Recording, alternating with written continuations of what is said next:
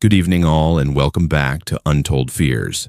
Tonight we are venturing into the forgotten hollows and isolated towns of Appalachia, where the mountains keep secrets that were never meant to be discovered. 10 souls went searching for answers in these ancient hills. Some found abandoned places that should have stayed buried. Others stumbled upon evidence that powerful people wanted to remain hidden. A few encountered things that science cannot explain, and authorities refuse to acknowledge. What they all share is this. They went into those small towns thinking they understood fear, but the Appalachian darkness taught them otherwise. Their stories were dismissed, their evidence vanished, and their warnings ignored. But tonight we give voice to what happened in those forgotten corners where the old ways still hold power, and outsiders learn too late that some places have their own rules. If you are new here, make sure to subscribe to Untold Fears for daily true horror content that will keep you up at night. Hit that notification bell so you never miss when the darkness calls. Now, let us step into the shadows of the Appalachian deep woods, where civilization ends and terror begins. The October wind cut through the mountains differently in eastern Kentucky, carrying with it the weight of 100 years of coal dust and forgotten promises. I had driven back to Harlan County for the first time in 8 years, watching the landscape change from the manicured suburbs I now called home to these hollows where civilization seemed to fray at the edges. My grandmother had died 3 weeks earlier at the age of 92, leaving me her house on Copperhead Ridge, and the burden of deciding what to do with a lifetime of accumulated memories. I was 29 years old, recently laid off from the mining equipment company where I had worked since college, and in no position to refuse even a modest inheritance. The house sat at the edge of what used to be a town of 3,000 people, back when the mines were running full tilt. Now maybe 400 souls remained, scattered among the boarded-up storefronts and collapsing company houses that lined Main Street like tombstones, marking the death of an era. I pulled into the gravel driveway as the afternoon light began its quick fade behind the ridgeline. The house was exactly as I remembered it from childhood visits. A 2-story clapboard structure painted white sometime in the distant past, now weathered to a gray that matched the November sky. My grandmother had lived alone here for the last 30 years, ever since my grandfather died in a roof collapse at mine number 7. The key was where the lawyer said it would be, under the 3rd flower pot on the porch, and the door opened with the same creak I remembered from being a kid. The smell hit me immediately, that particular combination of old wood, mothballs, and the lavender sachets my grandmother kept in every drawer and closet. I spent that first afternoon doing what executors do, opening windows to air the place out, checking for water damage and structural issues, making mental notes about what could be sold and what would need to be hauled to the dump. The furniture was all Depression-era stuff, heavy and dark. The kind that takes 3 men to move and nobody wants anymore. But tucked into corners and stacked on shelves were the things that made a house a home. Photographs in frames showing my grandfather as a young man, before the mines had bent his back and filled his lungs with silica. My mother as a girl, standing in front of this very house before she left for nursing school and never came back except for obligatory holiday visits. Me at maybe 5 years old, grinning gap-toothed on my grandmother's lap. I found the newspaper clippings on the second day while sorting through a roll-top desk in what my grandmother had called her sitting room. They were organized in manila folders, each one labeled with a year: 1982, 1984, 1987, 1991. Inside were articles clipped from the local paper, some yellowed and brittle, others more recent and printed, from online sources. All of them had the same theme: missing persons. Thomas Hensley, age 34, last seen leaving the Miners Club on a Friday night in February of 1982. Disappeared without a trace. Truck found abandoned at the old number 9 entrance. Sarah Collins, age 28, failed to show up for her shift at the hospital in 1984. Her apartment showed no signs of struggle, but her purse and car keys were still on the kitchen counter. James Blackburn, Daniel Worth, Elizabeth Parsons. The list went on, spanning 4 decades. I counted 17 different cases, all from within a 20-mile radius of where I now sat. All unsolved, all eventually relegated to the back pages before disappearing from the news entirely. What disturbed me more than the clippings themselves was my grandmother's handwriting in the margins. Notes about timelines, about which mine each person had worked in, about family connections, and who had been at which bar on which night. She had been tracking these disappearances with the attention to detail of a professional investigator. At the bottom of one folder, I found a hand-drawn map of the county with red X marks scattered across it, concentrating in certain areas like a rash. I sat there in the fading light of the sitting room, turning these folders over in my hands, trying to understand why my grandmother, a woman who had spent most of her life keeping house and tending to her garden, had devoted so much energy to documenting these tragedies. The answer came when I found the basement door. I had been in this house dozens of times as a child, and I could not remember ever seeing a basement. The door was in the kitchen, hidden behind a pantry shelf that I had moved aside to check for structural damage to the exterior wall. It was old, the wood painted the same white as the walls, with a modern padlock installed through a hasp that looked out of place on the vintage hardware. The key was not with the house keys the lawyer had given me, but I found it in my grandmother's jewelry box upstairs, labeled simply with a piece of masking tape that said truth.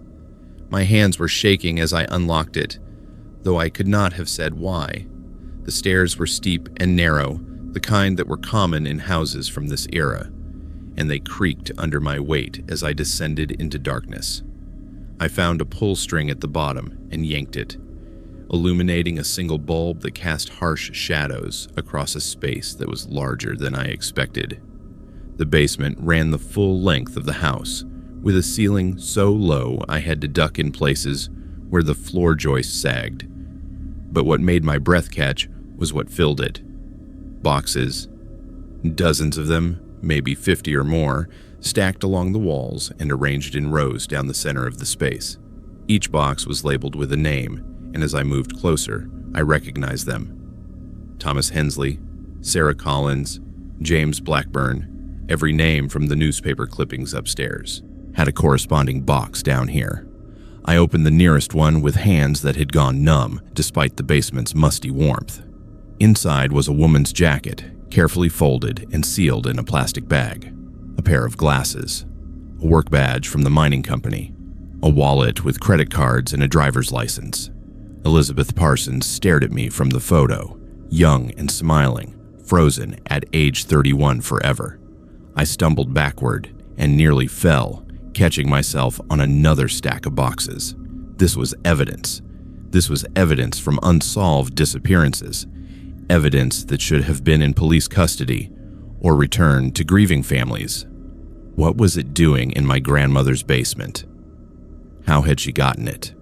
And more importantly, why had she hidden it here? I spent the next 2 hours opening boxes at random, finding the same pattern repeated.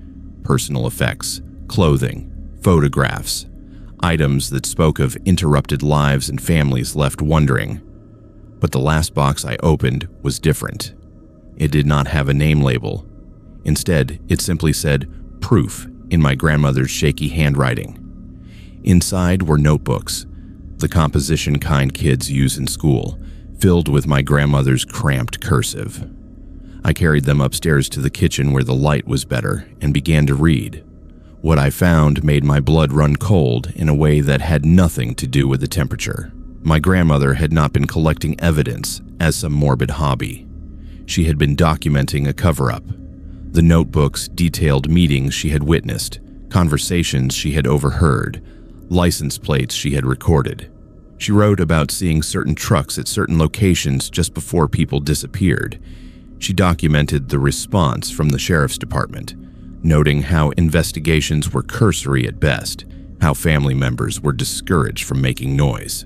She named names: the mine superintendent, the county sheriff, a judge, a state representative, the owner of the largest lumber operation in the region. According to my grandmother's meticulous records, these men formed what she called a hunting club, and what they hunted were people. The details were difficult to read, but impossible to stop reading. She described parties at a lodge deep in the national forest, parties where poor folks from the mining towns were brought as entertainment. She wrote about hearing screams in the woods behind certain properties, about stumbling across a burn pit while looking for ginseng that contained things that were not animal bones, about being warned, gently at first, and then with increasing menace, to mind her own business and keep her mouth shut. But my grandmother had been born in these mountains and had lived through the mine wars of the 30s. She was not a woman easily intimidated, so she had kept collecting evidence, documenting cases, stealing items from crime scenes before they could disappear, building a case she must have known she would never be able to prosecute. The last entry was dated 2 months before her death. It simply said, "They know I know, the brake line, not an accident." My grandmother's death had been ruled an accident, her car going off the mountain road in a location known for tricky curves. But brake line failures do not happen spontaneously on cars that were regularly maintained, and my grandmother had been the kind of woman who changed her oil every 3,000 miles without fail. I sat in that kitchen as darkness filled the windows, holding evidence of crimes that spanned 4 decades, and tried to decide what to do. The smart thing would be to load everything into my car and drive to the state police barracks 2 counties over. But even as I thought it, I heard the truck. It came up the driveway slowly, gravel crunching under heavy tires, and stopped just short of the porch. I moved to the window and peered out from behind the curtain. A dark blue Chevy with mud-covered plates, and 2 men sitting in the cab, neither one making a move to get out. They just sat there, engine running, looking at the house, looking at my car, looking at the lights I had turned on in the kitchen. My phone was in my hand before I made the conscious decision to grab it, but when I checked the screen, there was no signal. Not unusual in these mountains, but convenient for whoever was outside. The truck sat there for another 5 minutes while I watched, my heart pounding so hard I could feel it in my throat. Then, without warning, it reversed down the driveway and disappeared into the night. But I heard it stop somewhere down the road just out of sight, the engine still audible in the quiet of the hollow. They were not leaving. They were waiting. I killed all the lights and sat in the darkness, watching the road, clutching my phone like a talisman even though it could not help me. An hour passed, then another. Around midnight, I saw headlights approaching from the opposite direction, and another vehicle pulled up the driveway. This one was a sheriff's cruiser. The deputy who got out was young, maybe my age, and he walked up to the porch with his flashlight pointed at the door. I met him there, speaking through the screen. He told me there had been reports of suspicious activity at this address. The neighbors were concerned about someone breaking into the deceased owner's property. I explained I was the grandson, the executor, here legally to settle the estate. He asked for identification, asked why I was sitting in the dark, asked if I had noticed anything unusual in the area. I told him no, nothing unusual, just tired from sorting through my grandmother's things. He shined his flashlight past me into the house, and I watched his eyes scan the visible rooms, looking for something. Looking for what I had found, maybe. He told me to be careful, that there had been some break-ins recently, that I should keep the doors locked. Then he left, but not before sitting in his cruiser for a solid 10 minutes, writing something in a notebook under the dome light. The blue truck was gone when I checked the road. I did not sleep that night. Instead, I loaded the most important notebooks into my backpack, along with several pieces of evidence from the boxes. I hid them in my car's spare tire well. Then I waited for dawn, left the house without bothering to lock it, and drove straight through to the state police barracks in Jenkins, a town far enough away that I hoped it might be outside the reach of whatever network existed here. The trooper who took my report was professional, thorough, and deeply skeptical, but he took notes, looked at the evidence I had brought, and assured me they would investigate. 2 days later, I returned to my grandmother's house with a state police escort to retrieve the rest of the evidence. The basement was empty. Every box, every notebook except the ones I had hidden, every shred of proof that my grandmother had collected over 4 decades, it was all gone. The padlock had been cut, the door stood open. Even the dust patterns on the floor had been swept clean. The state police photographed the scene, dusted for prints, found nothing. The trooper asked if I was sure about what I had seen, if maybe the stress of my grandmother's death had me confused. I showed him the notebooks I'd saved, and he admitted those were real. But without the physical evidence to back them up, there was nothing to investigate. He filed it under suspicious activity, said they would keep the notebooks for their records, then suggested I might want to finish settling the estate quickly and return to wherever I had come from. I sold the house to a developer for half what it was worth, left most of my grandmother's belongings for the county to dispose of, and was back in my apartment in Lexington within a week. The notebooks disappeared from state police evidence 3 months later, destroyed in what was officially called a records room fire. But I still have photographs of every page, stored in 3 different cloud accounts under false names. And sometimes late at night, I search for news from Harlan County. There have been 2 more disappearances in the 3 years since my grandmother died. The investigations are ongoing, but nobody expects them to be solved. Nobody except me, and I am too afraid to go back. The rental cabin sat at the end of a dirt road that had not seen maintenance in what looked like a decade, 15 miles from the nearest neighbor, and another 20 beyond that to anything resembling a town. I'd found it on one of those websites that specializes in remote properties for people looking to escape the noise of civilization, and the price reflected just how far from everything it really was. Late September in West Virginia still carried the warmth of summer during the day, but the nights came cold and fast once the sun dropped behind the ridgeline. I am 26 years old, a freelance sound engineer who spends most of my time in cities, recording bands and editing podcasts, but this trip was different. I had pitched a project to a nature sound library company. 2 weeks of isolation recording the ambient sounds of Appalachian wilderness. Bird calls, wind through different types of trees, water over rocks, the sounds that people use for meditation apps and sleep machines without ever thinking about where they come from. The cabin was perfect for my needs. No electricity meant no hum from refrigerators or HVAC systems. No neighbors meant no dogs barking or cars passing. Just me, my battery-powered recording equipment, and miles of forest in every direction. I spent the first 3 days establishing a routine. Wake at dawn to catch the morning bird chorus. Hike to different locations with my portable rig. Set up stationary recorders in promising spots, and return hours later to collect them. The quality of what I was capturing exceeded my expectations. I had clear recordings of wood thrushes, the distant drumming of pileated woodpeckers, even what I was pretty sure was a bobcat screaming in the night.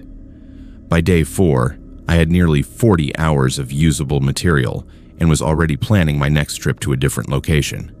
That night, I was reviewing the day's recordings on my laptop, wearing headphones to catch any flaws or unwanted noise, when I heard it. At first, I thought it was interference, maybe from the recording device itself, or some kind of electrical issue with the batteries. It was a low-frequency hum, barely perceptible, that appeared suddenly at the 3-hour and 12-minute mark of a recorder I had left running near a creek bed. I isolated the frequency and amplified it, and what I heard made me pull the headphones off and check the windows like someone might be standing outside. Voices. Multiple voices speaking in what sounded like English, but played backwards. I've worked with audio for 8 years. I know what reverse speech sounds like, and this was it.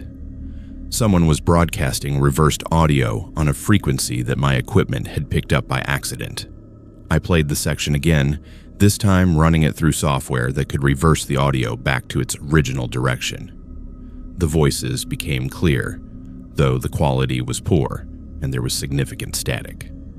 I could make out maybe 3 different speakers, all male, discussing what sounded like coordinates and dates. Grid reference 77 Delta. Next delivery scheduled for the 23rd. The usual drop point unless we received different instructions.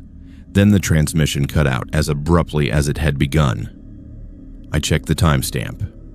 The recording had been made at 3:17 a.m., which meant the broadcast had occurred while I was asleep in the cabin, completely unaware. I went back through my other recordings from previous nights searching for the same frequency and found it. Every night at almost exactly 3:00 a.m., the broadcast appeared, always lasting between 8 and 15 minutes, always in that same reversed format.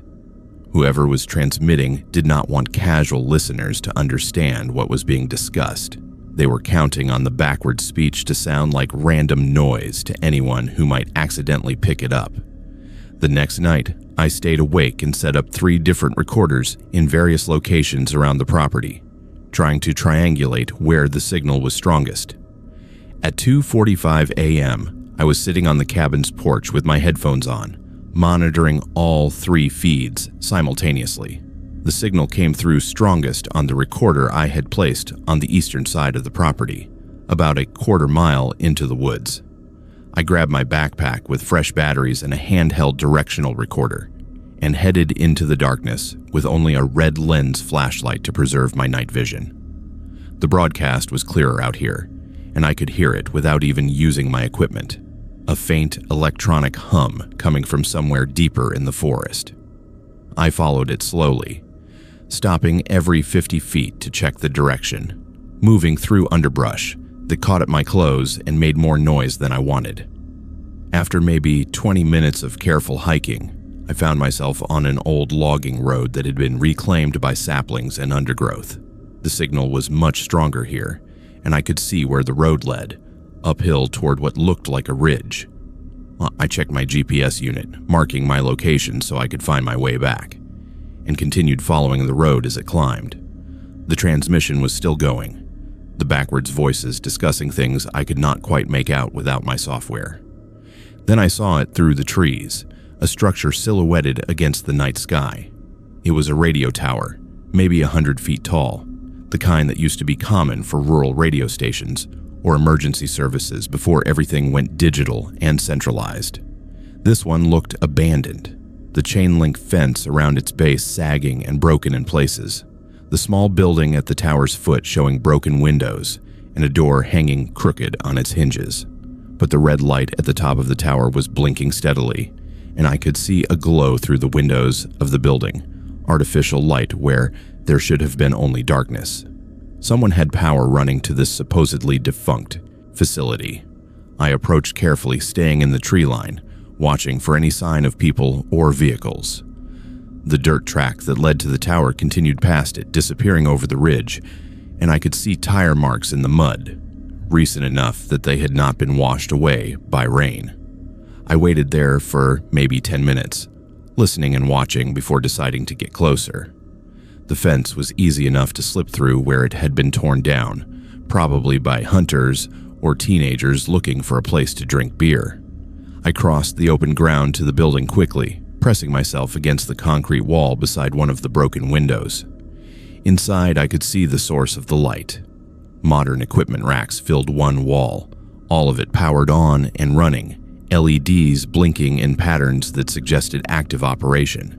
This was not abandoned infrastructure left running by accident. Someone had installed this equipment recently, maintained it, used it regularly. The voices from the broadcast were coming from a speaker mounted on the ceiling, and I realized I was hearing both the outgoing transmission and the incoming responses.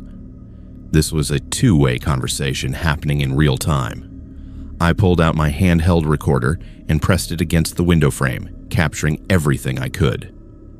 The conversation continued for another 5 minutes before ending with what sounded like confirmation codes being exchanged.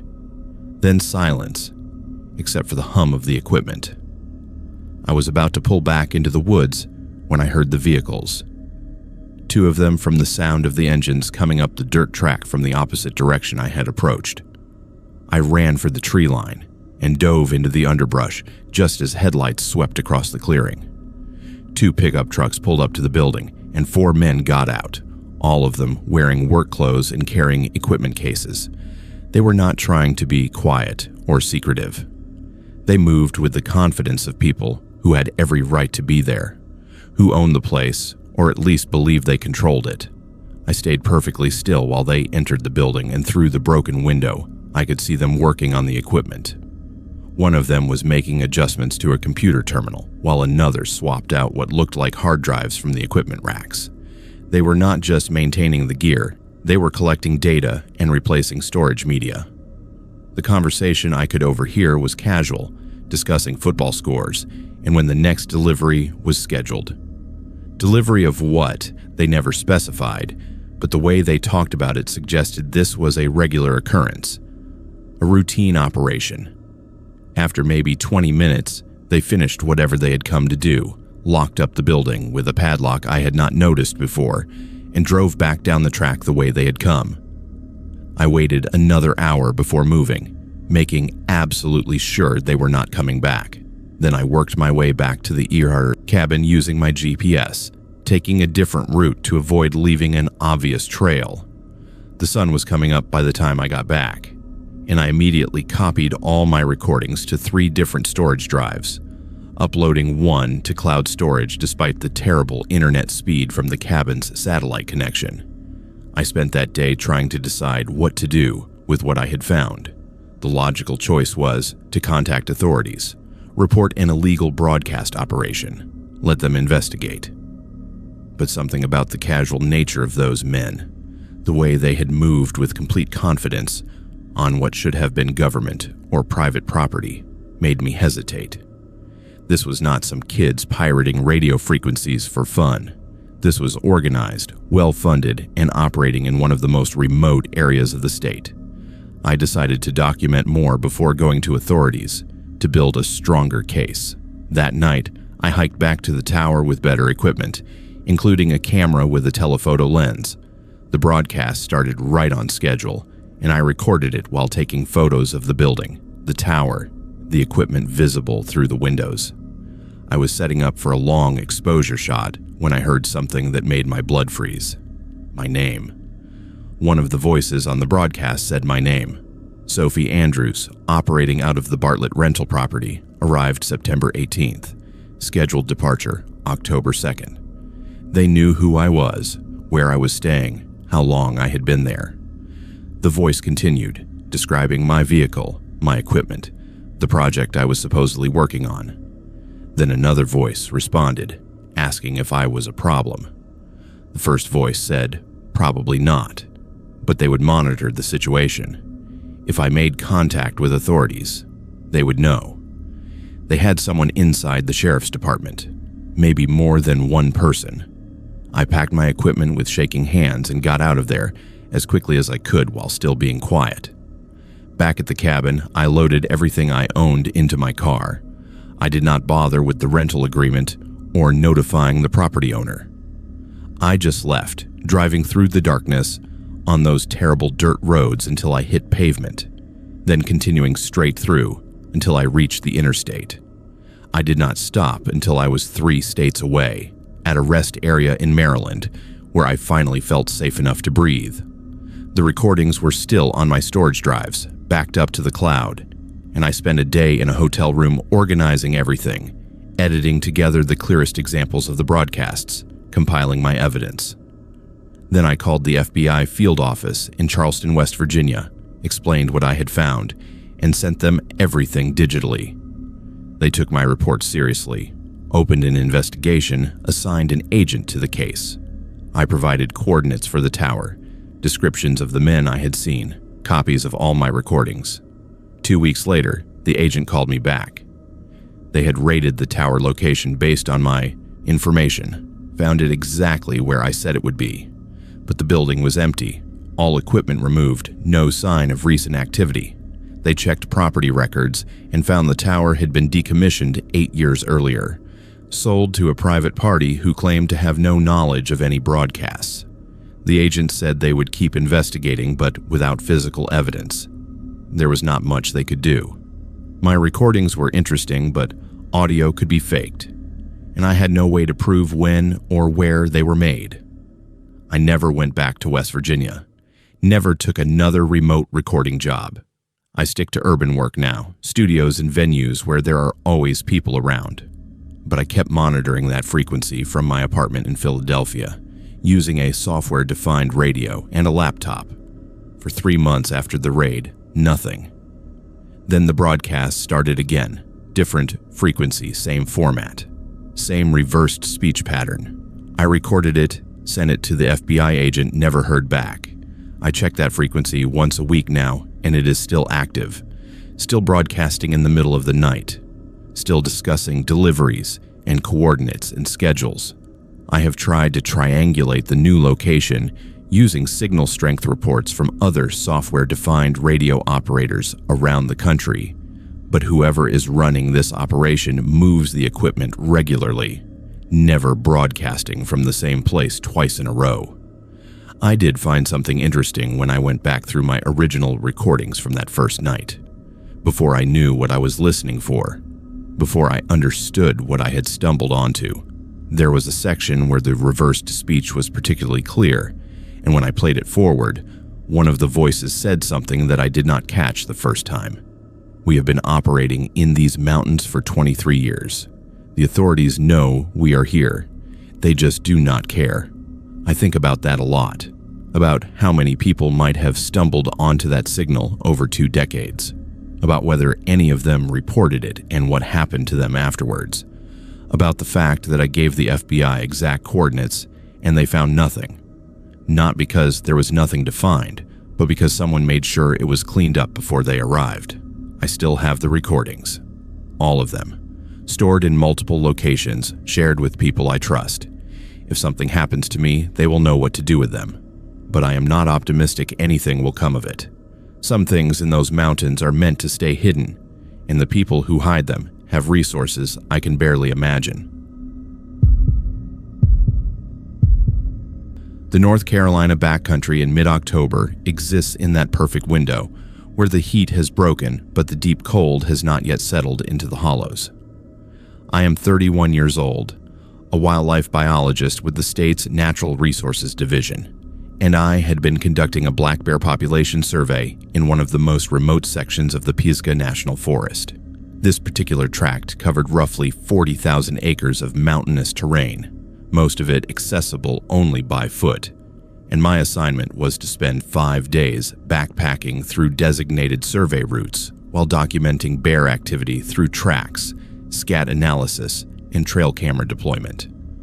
The work was solitary by design, requiring silence and patience that multiple people could not maintain, and I had done similar surveys a dozen times over the past 6 years without incident.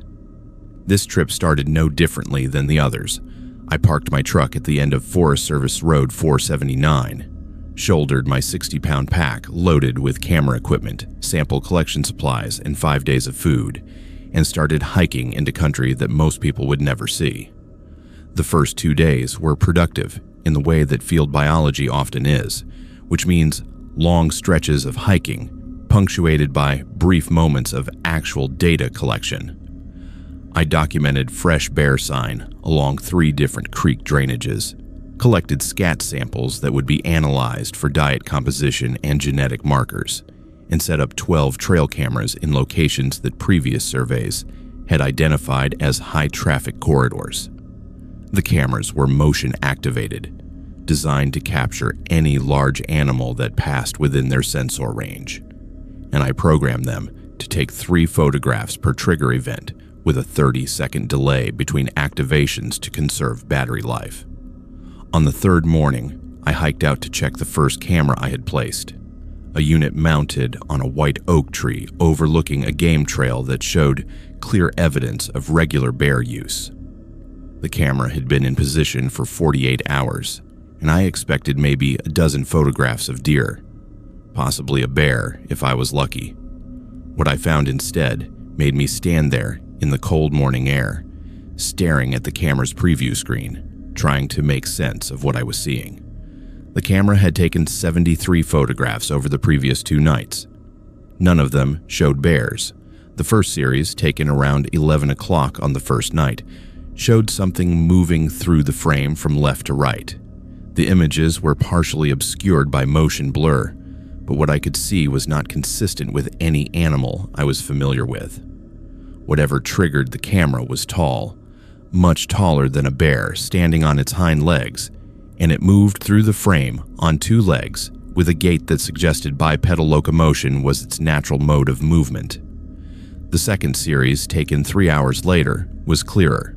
The subject had stopped directly in front of the camera, and I found myself looking at something that should not exist.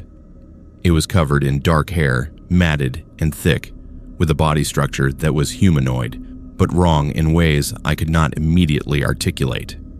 The face, or what I could see of it in the infrared flash, showed features that were somewhere between human and ape, with a pronounced brow ridge and what appeared to be lips pulled back to expose teeth. But what disturbed me most was the eyes. They caught the camera's infrared illumination and reflected it back, creating that characteristic eye shine you see in night photographs of animals. But the intelligence behind those eyes was evident even in a still image. This was not an animal reacting to an unusual stimulus. This was something examining the camera with obvious curiosity, perhaps even recognition of what it was.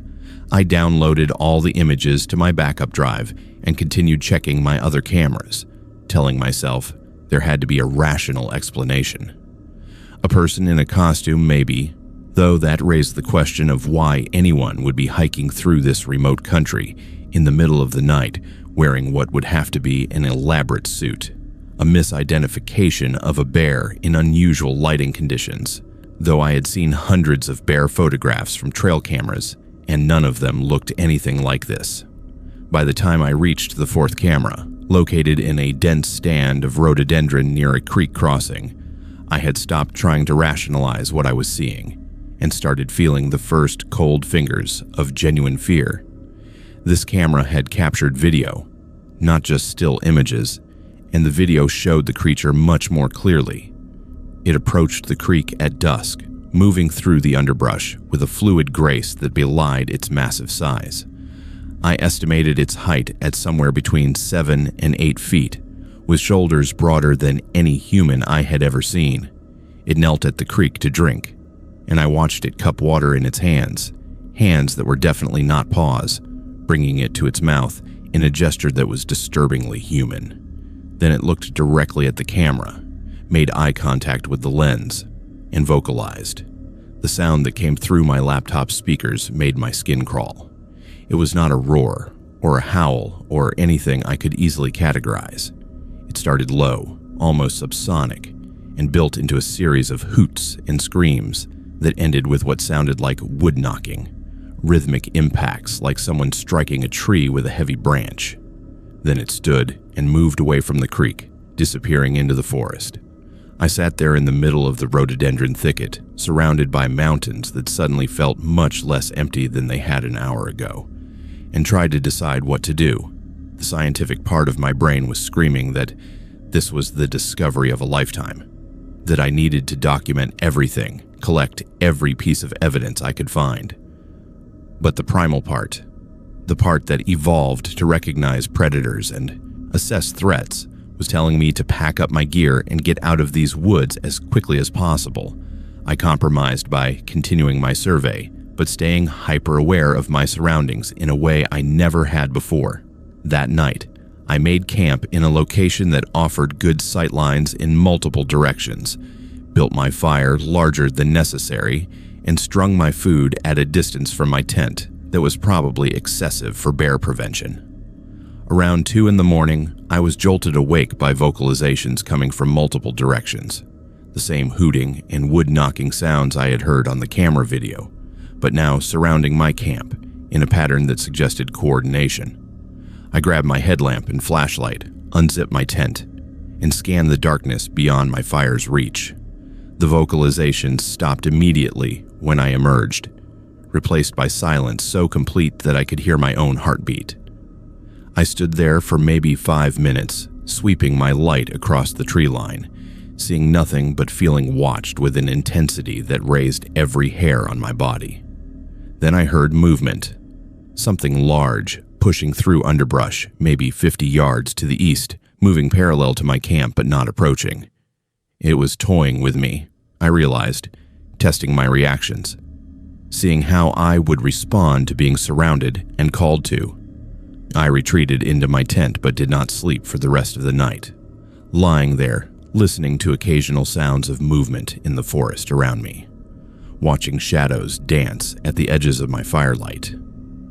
At dawn, I broke camp and started hiking toward my next survey location, following a ridge line that offered open travel and good visibility. I had gone maybe 2 miles when I found the tracks. They were in a muddy section of trail where runoff had pooled and they were unmistakable. Humanoid footprints, but massive, at least 18 inches long and 7 inches wide at the ball. The stride length between prints was longer than any human could manage, suggesting something with much longer legs. I photographed them from multiple angles, placed a measuring tape beside them for scale, and took soil samples from the depressions for later analysis. The prints led off the trail and into dense forest, heading generally northwest toward a series of rocky outcrops that I knew from my maps formed the backbone of this particular ridge system. Against my better judgment, I followed them. The tracks were easy to read in the soft forest floor, and whoever or whatever left them had not been trying to hide their passage. I found more evidence as I went. Trees that had been stripped of bark at a height of 7 or 8 feet, branches broken and twisted in ways that suggested incredible strength. And then I found the hair. It was caught on a broken branch at chest height, a clump of dark brown to black hair that was coarse and oily to the touch. I sealed it in a sample bag, already planning how I would get it analyzed without revealing where it came from, or what I suspected it might be. That was when I heard the vocalization again, much closer this time, maybe 100 yards ahead. It was the same hooting call, but now it had a quality to it that sounded almost like words, like language I could not quite understand. I froze, every instinct telling me to run, but knowing that running was exactly the wrong thing to do. Then I saw it. It was standing in a small clearing between 2 large boulders, and in the daylight, I could see details that the trail camera images had not captured. The face was more human than ape, with a broad nose and lips that were clearly defined. The eyes were deeply set beneath that prominent brow ridge, and they were watching me with an expression I can only describe as curious. We stood there, maybe 75 yards apart, for what felt like an eternity, but was probably less than a minute. Then it did something that made my blood run cold. It mimicked my posture. I was standing with my weight on one leg, arms crossed over my chest, and it shifted to match my stance exactly. When I lowered my arms, it lowered its arms. When I took a step backward, it took a step forward. It was studying me, learning my movements, showing me that it understood what I was and could predict what I might do. I did not run. I did not scream. I slowly, carefully turned and walked back the way I had come, fighting every urge to look over my shoulder, to break into a sprint, to do anything that might trigger a chase response. I made it maybe 50 steps before I heard it following. Not chasing, but following, matching my pace, staying parallel but slightly behind, like a wolf shadowing prey. That walk back to the main trail was the longest of my life. The entire way, I could hear it keeping pace, occasionally vocalizing in a pattern that almost sounded like communication, like it was calling to others in the area. When I finally reached the trail and started descending toward where I had left my larger pack cached, the sound stopped. I risked a look back and saw nothing but forest, but I knew it was still there, still watching. I abandoned my survey plan and hiked the 12 miles back to my truck in just over 4 hours, pushing myself to the point of exhaustion, stopping only long enough to collect the trail cameras I had already deployed. I did not go back for the ones I had not yet checked. Did not try to complete the survey routes I had been assigned. I just got out of those mountains as fast as my legs could carry me. The creature shadowed me for the first 6 or 7 miles, keeping pace through the forest at a distance, never letting me see it directly but making sure I knew it was there. Then, as I descended into lower elevations where the forest gave way to managed timber stands and old logging roads, it stopped following. I reached my truck just as full darkness fell, threw my gear in the back, and drove straight to the district office without stopping. My supervisor was skeptical when I submitted my report, asked me to review my findings, suggested that perhaps the stress of solo fieldwork had led to some misidentifications, recommended I take a few days off before we discuss next steps. But I had the photographs, the video, the hair samples. I sent them to a colleague at the state university who specialized in DNA analysis, asked him to run the samples without telling him where they came from or what I suspected they might be. The results came back 3 weeks later.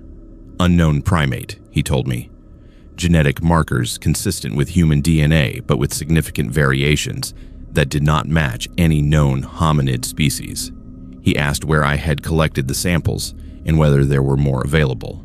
I told him I did not remember the exact location and that I had been unable to return to collect additional material. He dropped it after that, but I could tell he did not believe me.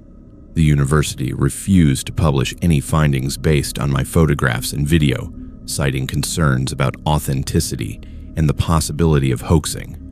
My supervisor reassigned me to office work, evaluating reports submitted by other field biologists, conducting literature reviews, attending meetings. He never said it directly, but the message was clear. I had become unreliable, someone who saw things in the woods that did not exist, someone who could not be trusted to produce objective scientific data. I transferred to the genetics lab 6 months later, took a pay cut to work at a desk analyzing samples other people collected in the field. I have not been back to those mountains, have not spent a night in the wilderness since, but I stay in contact with other researchers, the ones who operate outside official channels, who collect data on creatures that science refuses to acknowledge. There is a network of us sharing photographs and audio recordings, documenting encounters that our employers and institutions tell us never happened. The samples I collected are still in storage, preserved and cataloged, waiting for the day when someone with more resources and less to lose decides to pursue the evidence where it leads. I check the news from that county regularly, looking for reports of missing hikers or unusual animal sightings. There have been 3 people who disappeared in that area over the past 4 years. All experienced outdoorsmen. All vanished without a trace. The search and rescue teams find nothing, and eventually the families stop hoping for answers. I think about that creature watching me from between those boulders, how it mimicked my movements, how it followed me for miles through terrain it knew better than I ever could. And I wonder how many others it has watched, how many it has followed, and whether any of them made it out of those mountains alive. The abandoned psychiatric facility known as Riverview Wellness Center sat 3 miles up a fire road that had not been maintained since the state closed the place down in 1987. I am 34 years old, an urban explorer and photographer who documents forgotten structures across the eastern United States, and Riverview had been on my list for 2 years before I finally made the trip.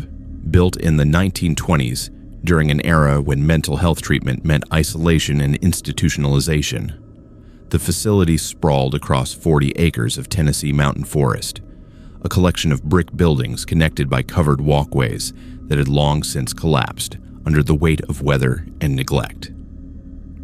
I arrived on a cold November morning with my camera equipment, respirator mask, and a healthy respect for the dangers of exploring structurally compromised buildings. The main entrance had been sealed with concrete blocks years ago, but a side door near what had been the administrative wing showed signs of frequent use by other explorers, the plywood covering pried away and leaning against the wall. Inside, the decay was comprehensive. Water damage had destroyed most of the ceiling tiles, leaving them scattered across floors, covered in broken glass and bird droppings. Patient rooms still contained rusted bed frames bolted to the floors, and the walls were covered in decades of graffiti layered one message over another. I spent the first hour photographing the architectural details that had survived, focusing on doorways with their original hardware and windows where the light filtered through in ways that created dramatic shadows. The facility had been designed in a campus style, with separate buildings for different patient populations, and I moved systematically through each structure, documenting what remained while watching carefully for holes in the floors and weakened staircases. By midday, I had covered most of the accessible areas and was preparing to leave when I noticed something odd about one of the hallways in the main treatment building. The corridor appeared to end at a wall covered in the same institutional green paint as the rest of the facility, but the dimensions did not match what I had seen from the exterior. The building should have extended at least another 30 feet beyond that wall. I examined the surface more carefully and found what I was looking for, a seam hidden under layers of paint, where a doorway had been covered over.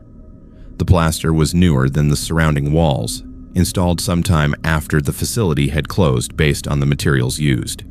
I used a multi-tool to chip away at the edge, and within minutes, I had exposed enough of the frame to see that this was definitely a sealed entrance.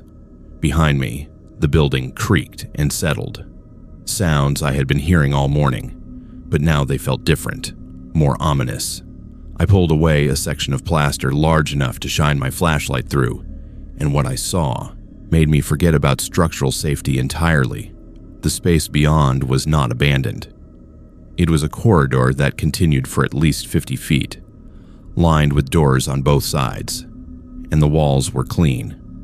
Not dusty and water damaged like everything I had seen so far, but maintained, as if someone had been taking care of this hidden section while the rest of the facility rotted. I widened the hole until I could squeeze through, my rational mind screaming that this was a terrible idea, while my curiosity drove me forward anyway. The air on the other side smelled different, less musty, with an underlying chemical odor that reminded me of hospitals. The doors along the corridor were newer than the building, installed within the last decade based on their design, and each had a small window at eye level reinforced with wire mesh.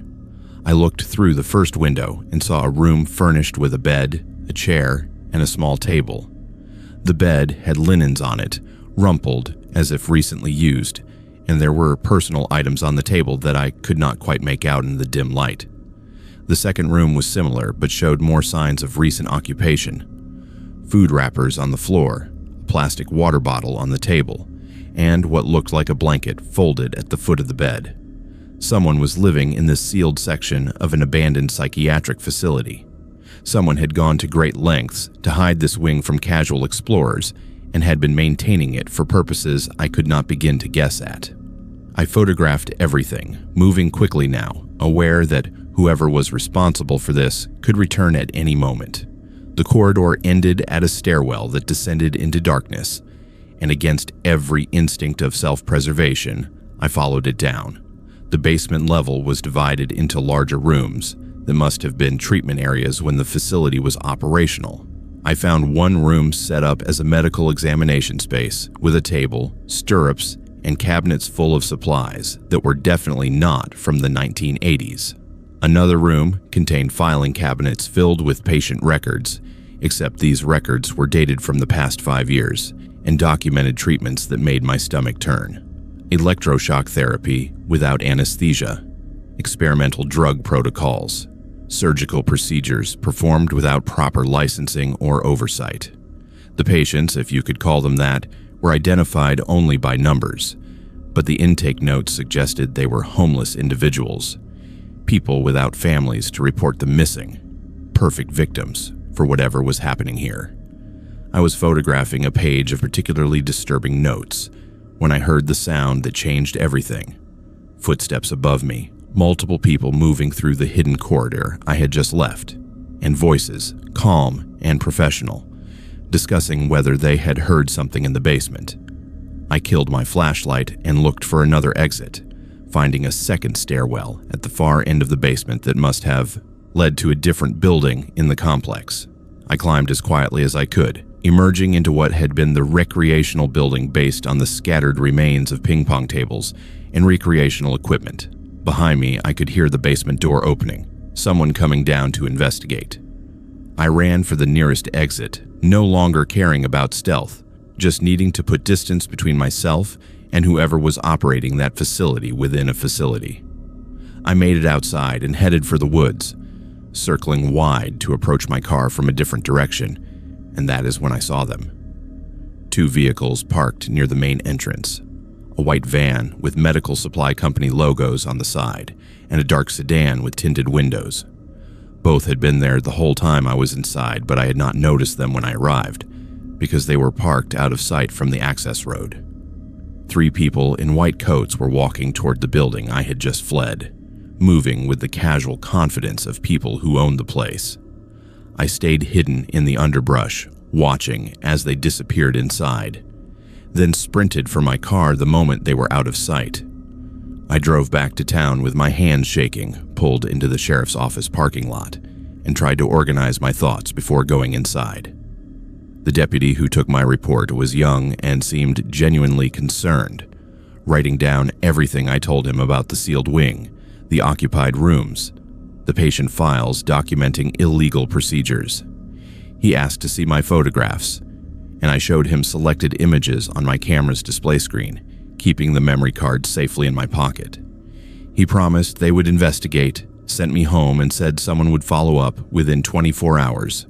I waited 3 days before calling back, was told the investigation was ongoing, waited another week before driving back to the site myself.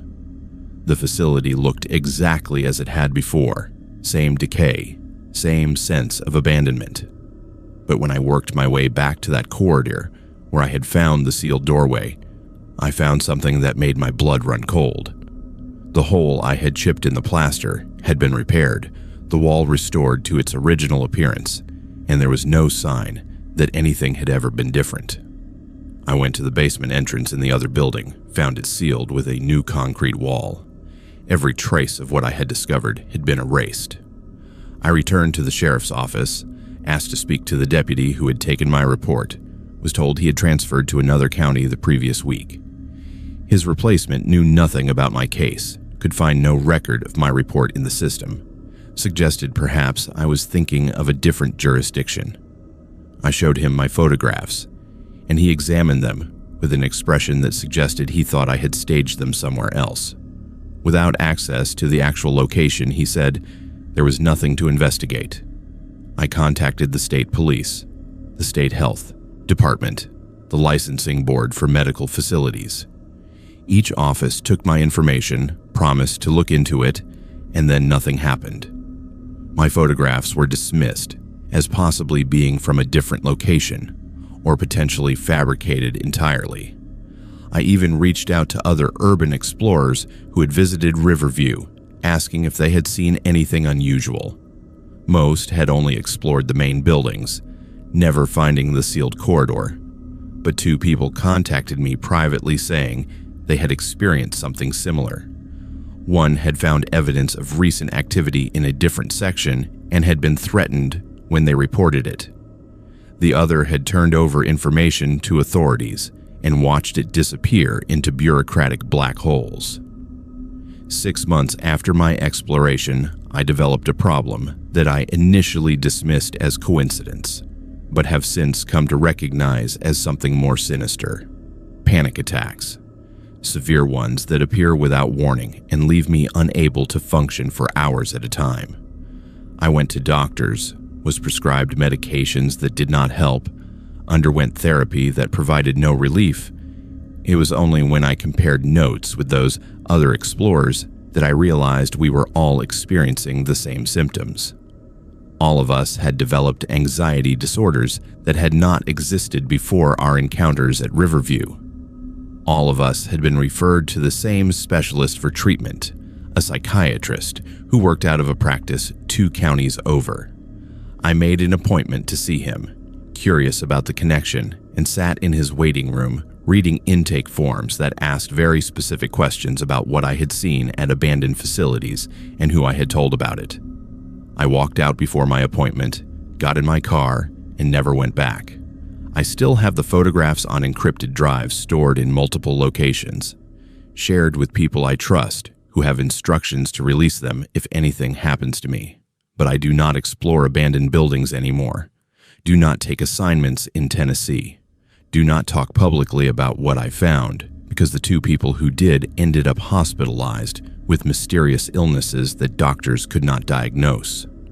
The facility is still there, still abandoned according to official records, still drawing curious explorers who photograph the decay without ever finding that hidden wing. And somewhere in those mountains, people are disappearing into a system that officially does not exist, treated by doctors who have no licenses, held in rooms that appear on no blueprints.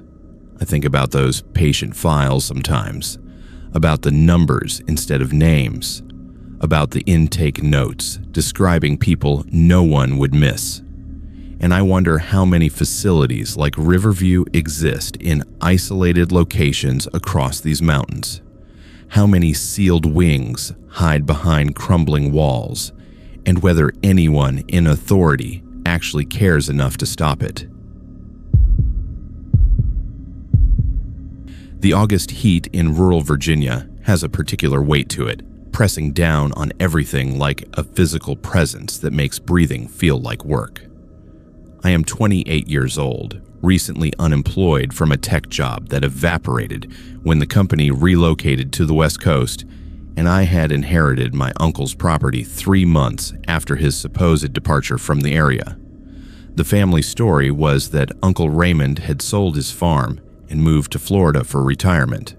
But when the estate lawyer contacted me saying I was listed as his heir and the property had never actually been sold, questions started piling up that nobody in the family seemed willing to answer. The farm sat on 200 acres in Albemarle County, bordering national forest on 3 sides, accessed by a dirt road that branched off a county highway that itself saw maybe a dozen vehicles per day. The house was a typical farmhouse from the 1940s, white paint peeling to expose gray wood underneath, with a barn, several outbuildings, and fields that had gone to seed over what must have been at least 2 growing seasons. I drove out on a Saturday morning with the intention of spending the weekend assessing what I had inherited and determining whether it made more sense to sell quickly or invest in fixing the place up. The house was locked, but the key was where the lawyer said it would be, hidden under a flower pot on the back porch that was so weathered, I was surprised it had not shattered into pieces. Inside smelled of dust and mice, but the structure seemed sound enough, and the electricity was still connected, suggesting someone had been paying the utility bills even after my uncle supposedly left. I spent the first few hours going through the main floor, finding furniture that looked like it had not been touched in decades, a kitchen with dishes still in the cabinets, and a living room where my uncle's reading glasses sat on a side table next to a book open to page 73. It was the scene of someone who had stepped out for a few minutes, not someone who had packed up an entire life and moved to another state. The second floor yielded the same strange evidence of interrupted routine. Clothes in the closets, toiletries in the bathroom, a bed that was made but showed the impression of someone having sat on the edge of it. I was standing in my uncle's bedroom trying to reconcile what I was seeing with the story I had been told, when I noticed the trail camera mounted in a tree outside the window. It was pointed directly at the house, specifically at this bedroom window, and it was not the kind of camera a farmer would use to monitor wildlife. I went outside to examine it more closely and found that it was a high-end model, battery-powered with a solar panel to keep it charged indefinitely. The SD card was still in the camera, and when I removed it and checked the date stamps on the files, my hands started shaking. The camera had been recording continuously for the past 18 months, with thousands of images stored in chronological order. I took the card back to the house, found my uncle's old laptop in a desk drawer, and started reviewing the footage. The first week of images showed my uncle moving around the property, working in the barn, checking fences, living his normal life. Then the images changed. A vehicle appeared in several frames, parked at the edge of the tree line, where it would not be visible from the house. Different vehicles over time, but always in the same general location, always positioned to watch the house without being obvious. I scrolled forward through weeks of images, watching this pattern repeat. And then I reached the sequence that made my stomach drop. My uncle loading his truck at dawn, not with luggage or moving boxes, but with tools and supplies like he was heading out for a day of work. Then, 3 hours later, a different truck arriving at the house. 3 men getting out, not knocking or announcing themselves, but walking around the property like they owned it. One of them checking the barn, another examining the outbuildings, the third taking photographs of the house from multiple angles. The next day's images showed my uncle's truck returning, and one of the men approaching him as he got out of the vehicle. I could not hear what was being said, but the body language was clear. This was not a friendly conversation. My uncle gesturing at the property, shaking his head, pointing back toward the road. The men not leaving, but instead surrounding him, backing him toward the barn. And then the images stopped showing my uncle. The camera continued recording for another week, showing those same men returning daily, going through the barn, the outbuildings, searching for something. Then new people arrived. Official-looking vehicles, uniforms that could have been law enforcement or private security. They removed items from the barn in boxes and bags, loaded them into trucks, and drove away. After that, the property sat empty for months until I showed up. I sat there in the growing darkness, the laptop screen the only light in the house, trying to understand what I had stumbled into. My uncle had not left voluntarily. He had been taken or driven away, and someone had gone to elaborate lengths to make it look like a planned departure. The trail camera had not been his. Someone else had installed it to monitor him, to track his movements, to know when he was vulnerable. I needed to find that barn. Whatever those men had been looking for, whatever had been important enough to justify this level of surveillance and eventual intervention, it had been stored somewhere on this property. The barn was the obvious place to start, and I grabbed a flashlight and headed out into the August night, feeling exposed in a way I had never experienced before. The barn doors were closed but not locked, and they opened with a creak that sounded impossibly loud in the silence. Inside was exactly what you would expect in a working farm barn. Tools, equipment, hay bales stacked along one wall, a workbench covered in the accumulated debris of decades of repairs and projects. I searched for an hour, finding nothing out of the ordinary, no hidden compartments or secret storage areas. But then I noticed the floor in one corner, where the dirt was a different color than the surrounding area, darker and more compacted, like it had been disturbed and then carefully replaced. I found a shovel and started digging, not really believing I would find anything, expecting this to be another dead end. 3 feet down, my shovel hit something solid. I cleared the dirt away with my hands and found a metal container, the kind used for ammunition or valuable documents, buried and carefully sealed against moisture. Inside were papers, deeds, surveys, mineral rights documentation, and photographs. Lots of photographs showing men in business suits meeting with men in work clothes, showing equipment being moved at night, showing what appeared to be mining operations on property that should not have any mining activity according to the official records. My uncle had been documenting illegal resource extraction on his land and the surrounding national forest. The men in the photographs were not hard to identify once I started comparing faces to county records. The sheriff, a county commissioner, the owner of a large construction company that held multiple government contracts, a state representative. They were part of a network that was stealing timber, mining minerals without permits, and using their positions to cover their tracks. My uncle had evidence of everything, and it had gotten him disappeared. I was standing in that barn, holding proof of crimes that went all the way to the state level, and I suddenly understood why the family story had been so vague. Why nobody wanted to talk about where Uncle Raymond had really gone. They knew. Maybe not the details, but they knew enough to be scared. Enough to accept the lie about Florida and not ask questions that might bring attention to themselves. I reburied the container, smoothed the dirt to look undisturbed, and went back to the house to think. The logical move was to take this to authorities, but my uncle had probably tried that, and it had ended with him vanishing.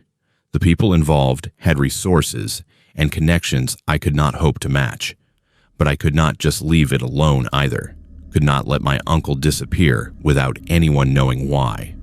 I spent the rest of the night copying those documents, photographing every page, uploading everything to multiple cloud storage accounts under false names.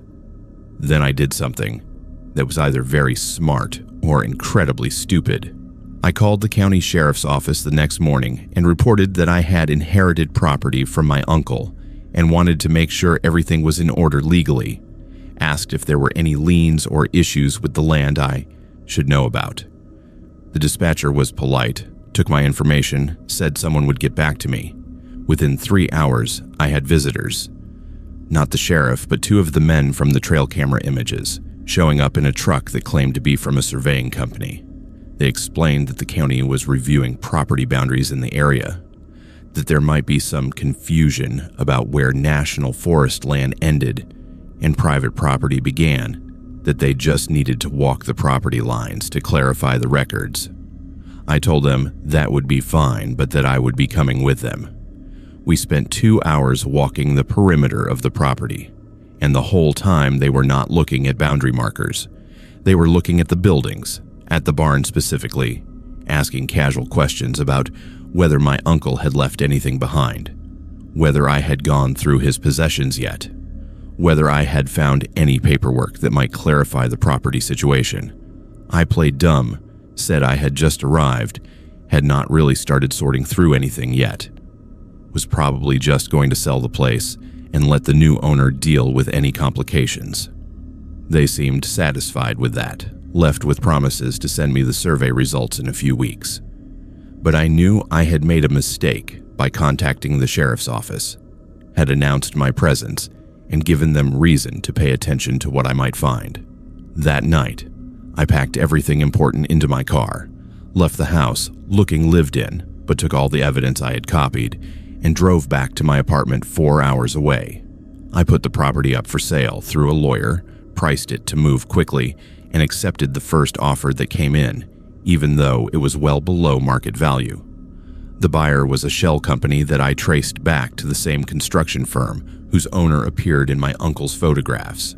They bought the property, demolished the buildings within a month, and used the land as a staging area for logging operations in the adjacent national forest. My uncle's evidence is still buried there, as far as I know, hidden under equipment yards and access roads, waiting for someone with more courage or resources than I had to dig it up. The state police opened an investigation 6 months later when I finally worked up the courage to send them copies of what I had found. They interviewed me, seemed genuinely interested, promised they would look into it, but the investigation stalled when key witnesses refused to cooperate and evidence mysteriously went missing from their files. The county commissioner retired early, the state representative chose not to run for re-election, and the sheriff served out his term before moving to another state. Nobody was ever charged. Nobody ever explained what happened to my uncle. His case remains officially listed as a voluntary missing person, someone who left of his own accord and simply chose not to stay in contact with family. I still have the photographs and documents stored in multiple locations, still check occasionally to see if anyone else has tried to pursue the case. But I know it is over. The people involved got away with whatever they did to my uncle, and the system that was supposed to provide justice failed completely. I think about those trail camera images sometimes, about my uncle being surrounded by those men in his own driveway, about how scared he must have been in those final moments, about whether he knew that his careful documentation would not be enough to save him or bring his killers to justice. The June afternoon when I arrived at the Volunteer Coordination Center was the kind of perfect summer day that makes you forget winter ever existed. I am 27 years old, an elementary teacher with my summers free, and when I saw the flyers about a missing child all over town, I did not hesitate to sign up for the search effort. A 9-year-old boy named Ethan had wandered away from his family's campsite in the National Forest 2 days earlier, and every available body was needed to cover the vast area where he might have gone. The coordinator at the fire station barely looked at my driver's license before handing me an orange safety vest and assigning me to Search Team 4. We would be covering the northeastern section of the forest, about 2 miles from where Ethan was last seen, walking a grid pattern and calling his name until we either found him or darkness forced us to stop for the day. Our team leader was a retired park ranger named Carl, who moved with the careful deliberation of someone whose joints had spent too many years on mountain trails. The rest of the team was small, just 5 of us total, including a married couple who ran the hardware store downtown and a college student who kept checking his phone until Carl told him to save the battery. We started our search around 9 in the morning, spreading out in a line with maybe 30 feet between each person, close enough to hear each other call out, but far enough apart to cover ground efficiently. The forest was thick with undergrowth, the kind that catches at your ankles and makes every step feel twice as hard as it should be. By early afternoon, we had covered maybe 3 square miles, our voices hoarse from calling Ethan's name into a forest that seemed to absorb sound rather than reflect it. Carl had us take a water break near an old logging road, and that is when I heard it. A child crying. The sound was faint at first, almost lost in the rustle of leaves and the distant call of crows. But once I focused on it, there was no mistaking what it was. High-pitched, desperate sobs that sounded exactly like a terrified 9-year-old boy. I grabbed Carl's arm and pointed toward the ridge to our right, but he was already on his radio trying to raise the other search teams, asking if anyone else was hearing what we were hearing. The crying got louder, more urgent, and every maternal instinct I possessed screamed at me to run toward that sound. Carl tried the radio again, got nothing but static, and the hardware store owner's wife started crying herself, saying we had to help that child, that we could not just stand here while he was in distress.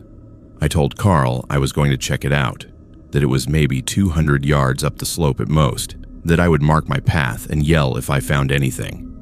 He shook his head, said protocol was to stay together, to never split the team, but those sobs were tearing through me, like physical pain. I started moving toward the sound before I consciously decided to do it, scrambling up through mountain laurel and loose shale, calling out that I was coming, that everything would be okay. Behind me, I could hear Carl shouting for me to wait, but I was already committed, already pushing through undergrowth that left scratches on my arms and face. The ridge was steeper than it looked from below, and twice I had to grab onto saplings to keep from sliding backward on the loose ground. The crying seemed to move as I climbed, first ahead of me, then slightly to the left, like the child was wandering in circles or trying to find a way down. I kept calling out, telling him to stay where he was, that help was coming, but there was never any response except those heartbreaking sobs. About halfway up, I lost sight of the rest of my team completely, the forest closing in around me until all I could see was trees and undergrowth in every direction. But the crying was clearer now, and I could hear actual words mixed in with the sobs. Please and help, and what sounded like mommy. I pushed harder, my legs burning, thinking about this little boy alone out here for 2 days, probably dehydrated, definitely terrified, maybe hurt. The ridge flattened into a small clearing maybe 30 feet across, and in the center was a tent. Not a camping tent that a family might use, but a small blue nylon tent like you would buy at any discount store, old and faded but still intact. The crying was coming from inside it. I ran toward the tent calling Ethan's name, my voice cracking with emotion and exertion. And then the crying stopped. Just stopped, mid-sob, replaced by silence so complete that I could hear my own heartbeat pounding in my ears. I stood there, maybe 10 feet from the tent, suddenly aware of how isolated I was, how far I had come from the safety of the group. I called out again, softer this time, saying it was okay, that I was here to help, that his parents were looking for him. Nothing. No movement from inside the tent, no response at all. The forest around me was equally silent. No birds, no insects, just dead air that felt wrong in a way I could not articulate. I approached the tent slowly, noticing for the first time that the grass around it had been trampled in a perfect circle, like someone had been walking around and around it repeatedly. The zipper was partially open, maybe 6 inches, and through the gap I could see something dark inside.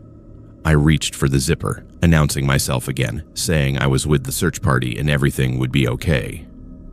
My fingers touched the metal pull, and that is when I heard the crying again. But it was wrong. It had a hollow quality to it, a mechanical repetition that my brain finally recognized for what it was, a recording. I yanked the zipper down and stumbled backward, my stomach dropping as I saw what was actually inside the tent. A radio. A small 2-way radio sitting on top of a bunched-up sleeping bag playing that loop of crying. Through its speaker, the same sobs, the same pleas, repeating every 40 seconds in a pattern that was obvious once you knew what to listen for. Someone had recorded a child crying and was broadcasting it from this location. Someone had set up a fake distress call during an actual search for a missing child, and I had fallen for it completely. My mind went blank for a second, unable to process what this meant. What kind of person would do this, and why? Then the implications hit all at once. This was bait. Someone had deliberately lured me up here, away from the group, to this isolated spot where no one could see or hear what happened next. I spun around, scanning the tree line, and that is when I noticed the footprints in the soft dirt. Fresh prints leading from behind the tent in a wide arc, disappearing into the trees directly behind where I was standing. Someone had been here recently, maybe while I was climbing, and could still be watching from the shadows.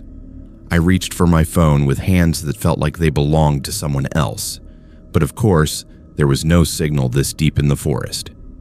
The radio in the tent kept playing its horrible loop, and I noticed a piece of paper taped to the radio's back. My first name was written on it. Not my last name, just Grace in careful block letters.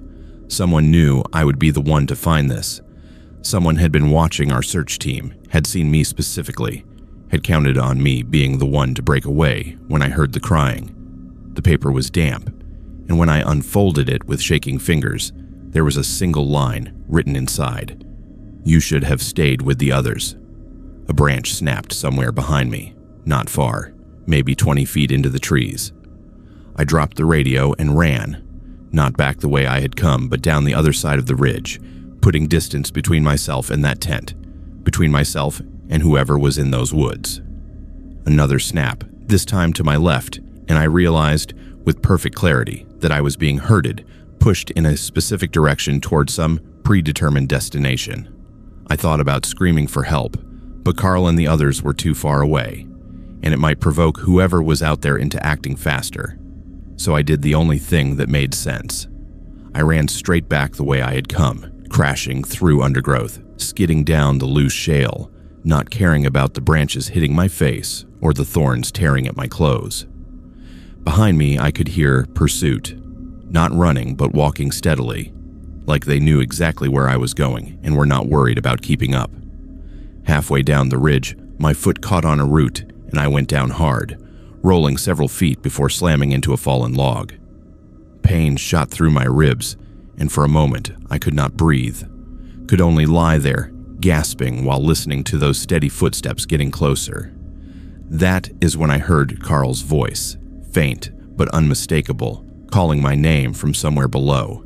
I screamed his name and help, and someone is following me, all in one hysterical burst that used the last of my air. The footsteps behind me stopped. I scrambled to my feet, clutching my side where the pain suggested cracked or bruised ribs, and half ran, half fell the rest of the way down until I could see orange vests through the trees. Carl was climbing toward me with the college student right behind him, both of them wide-eyed and breathing hard. I collapsed into Carl's arms, babbling about the tent and the radio and the note with my name on it, and he held me steady while scanning the ridge above us with the expression of someone who had seen bad things before and knew there were worse things waiting. The police found the tent exactly where I said it would be. They photographed everything, bagged the radio and the note as evidence, took castings of the footprints, but there were no fingerprints except mine, no DNA evidence, no trail to follow once the prints reached rocky ground. They questioned everyone on the search teams, checked if anyone had been filming or taking pictures that might have caught someone watching us. Nothing. The detective assigned to the case was a woman with tired eyes, who told me the setup had probably been there for hours before we arrived, that whoever did it had likely been gone long before I reached the tent. But I knew better. I'd heard those footsteps following me down the ridge, measured and patient, like someone who had done this before and would do it again. They found Ethan 2 days later, thank God, alive and relatively unharmed, hiding in a drainage pipe about a mile from his family's campsite. He had gotten turned around in the dark and had been too scared to come out when he heard people calling. But whoever set that trap, whoever wrote my name on that paper and waited in the woods, they were not connected to Ethan's disappearance at all. They were just someone who saw an opportunity in the chaos of a search, someone who wanted to separate a volunteer from the safety of the group. I never volunteered for another search, changed my phone number, varied my routes to work, installed new locks, and a security system at my apartment. But sometimes, especially when I am alone and hear a child crying in a store or playground, my whole body goes cold, and I am back on that ridge, reading those 5 words that still wake me up at night. You should have stayed with the others. The crossroads where 2 mountain roads met had been marked by the same stone milestone since 1891, weathered and leaning but still legible if you knew what you were looking for. I am 25 years old, a folklore researcher documenting regional legends for my graduate thesis, and this particular crossroads in eastern Kentucky had a reputation that stretched back over a century.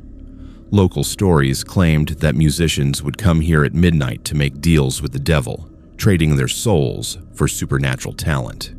And while I did not believe in literal demonic pacts, I was fascinated by how these legends persisted and evolved over generations.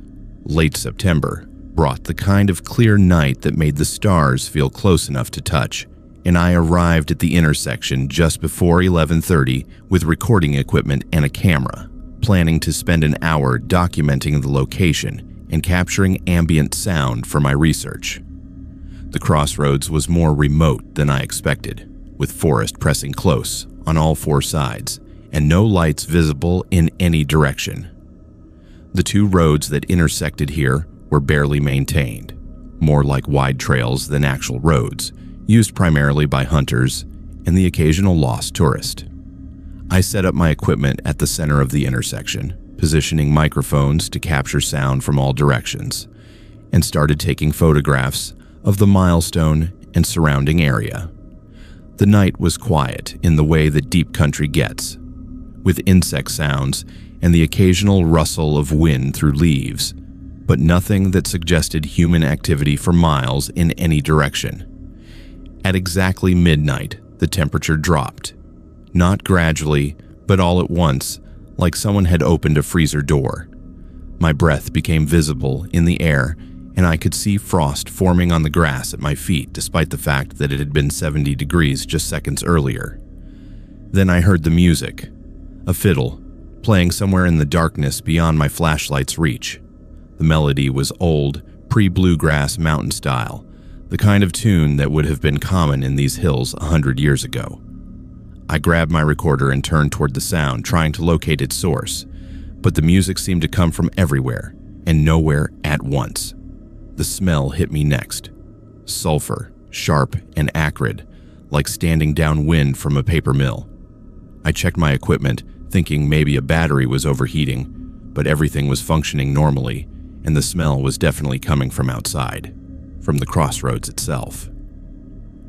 The music continued, that ancient fiddle tune weaving through the darkness. And then I saw a movement.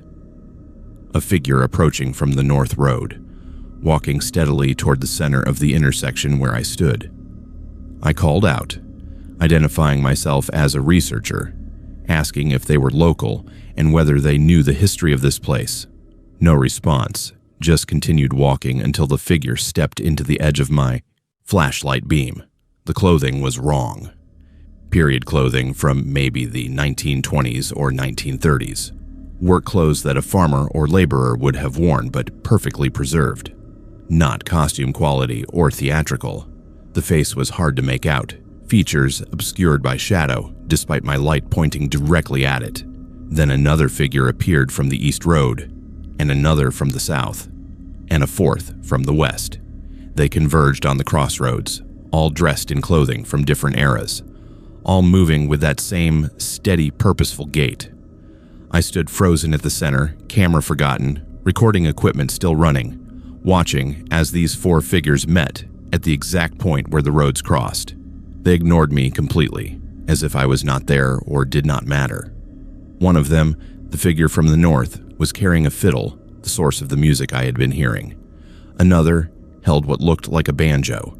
The third had a guitar, and the fourth carried nothing but a small leather bag.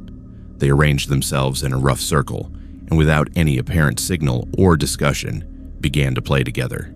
The music was incredible, better than anything I had ever heard, each instrument perfectly complementing the others in a way that suggested years of practice together. But there was something wrong about it, something that made my skin crawl despite the technical brilliance. The melody was too perfect, the timing too precise, like listening to a recording rather than live musicians. I raised my camera with shaking hands and took photographs, the flash briefly illuminating faces that should not exist, features that were wrong in ways my brain refused to process properly. The figure with the leather bag opened it and began removing objects, placing them at the center of the crossroads with ritual precision. A pocket watch, a ring, a photograph, a lock of hair. Each item was set down carefully, and as the last object was placed, all four musicians stopped playing simultaneously. The silence that followed was worse than the music, oppressive and thick, broken only by the sound of my own terrified breathing. Then they all turned to look at me. Four faces from four different eras, all focused on the living person who had stumbled into their midnight gathering. One of them spoke, the man with the fiddle, in a voice that sounded like wind through dead leaves. He said they had been waiting for someone like me, someone curious enough to come looking, someone young enough to still have potential. He asked if I wanted what they had, the gift that had brought them to this crossroads decades or centuries ago. I tried to speak, tried to ask what he meant, but my voice would not work. Another figure, the woman with the banjo, warned me in a voice that was somehow kind and terrible at the same time. She said I should leave this place and never return, that what they offered came with a price I could not begin to understand. The four figures began arguing among themselves, speaking in dialects that ranged from modern English to something older that I could barely comprehend. They were debating what to do with me, whether to offer me their bargain or send me away, and the ground beneath my feet started to feel hot, then burning hot, then smoking. I looked down and saw a vapor rising from the exact center of the crossroads, curling up through the grass like steam from a vent. The figures continued their argument, and one of them, the man with the guitar, picked up the fiddle and held it out toward me. He said all I had to do was play it, just one note, and I would understand everything. I would have the gift they all possessed, but I would belong to this place, would return here when called, would become part of whatever they had become. My hand reached for the instrument before I consciously decided to move, drawn by something deeper than rational thought. I was maybe 6 inches from touching it when the woman with the banjo screamed at me to run. Her voice broke whatever spell had been pulling me forward, and I stumbled backward, away from the center, away from those figures and their impossible offer. I grabbed my recording equipment without bothering to pack it properly and ran for my car, parked maybe 50 yards up the north road. Behind me, I could hear the music starting again, that same perfect, terrible melody, and voices calling after me in languages I did not know. I fumbled with my keys, dropped them, found them again, and got the car started just as all four figures appeared at the edge of the road, watching me with expressions I could not read. I drove away without looking back, taking curves too fast and not caring, just needing distance between myself and that crossroads. By the time I reached the highway, the temperature had returned to normal, and I could no longer smell sulfur. I drove straight home, 2 hours without stopping, and locked myself in my apartment with every light turned on. The next morning, I reviewed my recordings and found nothing but static.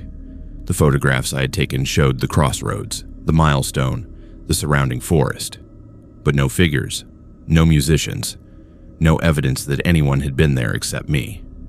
Even the memory of the event started feeling fuzzy around the edges, details slipping away, like a dream upon waking. I could remember the music, but not the exact melody. Could remember faces, but not their specific features. It was as if the experience was being erased from my mind even as I tried to hold on to it. I went back to the crossroads a week later, in daylight this time, with 2 friends from my program who wanted to see the location. We found the milestone exactly where it should be, the roads meeting in their cross pattern, but something was different. The objects that had been placed at the center, the pocket watch and ring and photograph and lock of hair, they were still there, partially buried in dirt that looked recently disturbed, as if they had been there for years rather than days. I collected them as evidence, photographed everything, but when I tried to get them analyzed or dated by the university's history department, they disappeared from my office. Just vanished between one day and the next, along with my photographs and notes about that night. No one saw anyone enter my office. The door had been locked, but the evidence was gone, and with it went any chance of proving what I had experienced.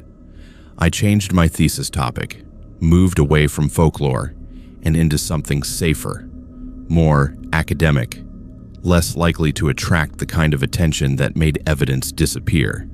But I cannot stop thinking about what that woman said, about the price that came with the gift, about what those 4 figures had become in exchange for their supernatural talent. I avoid crossroads now, especially at night, especially in remote locations. I take longer routes to avoid intersections that feel too isolated, too far from witnesses and safety.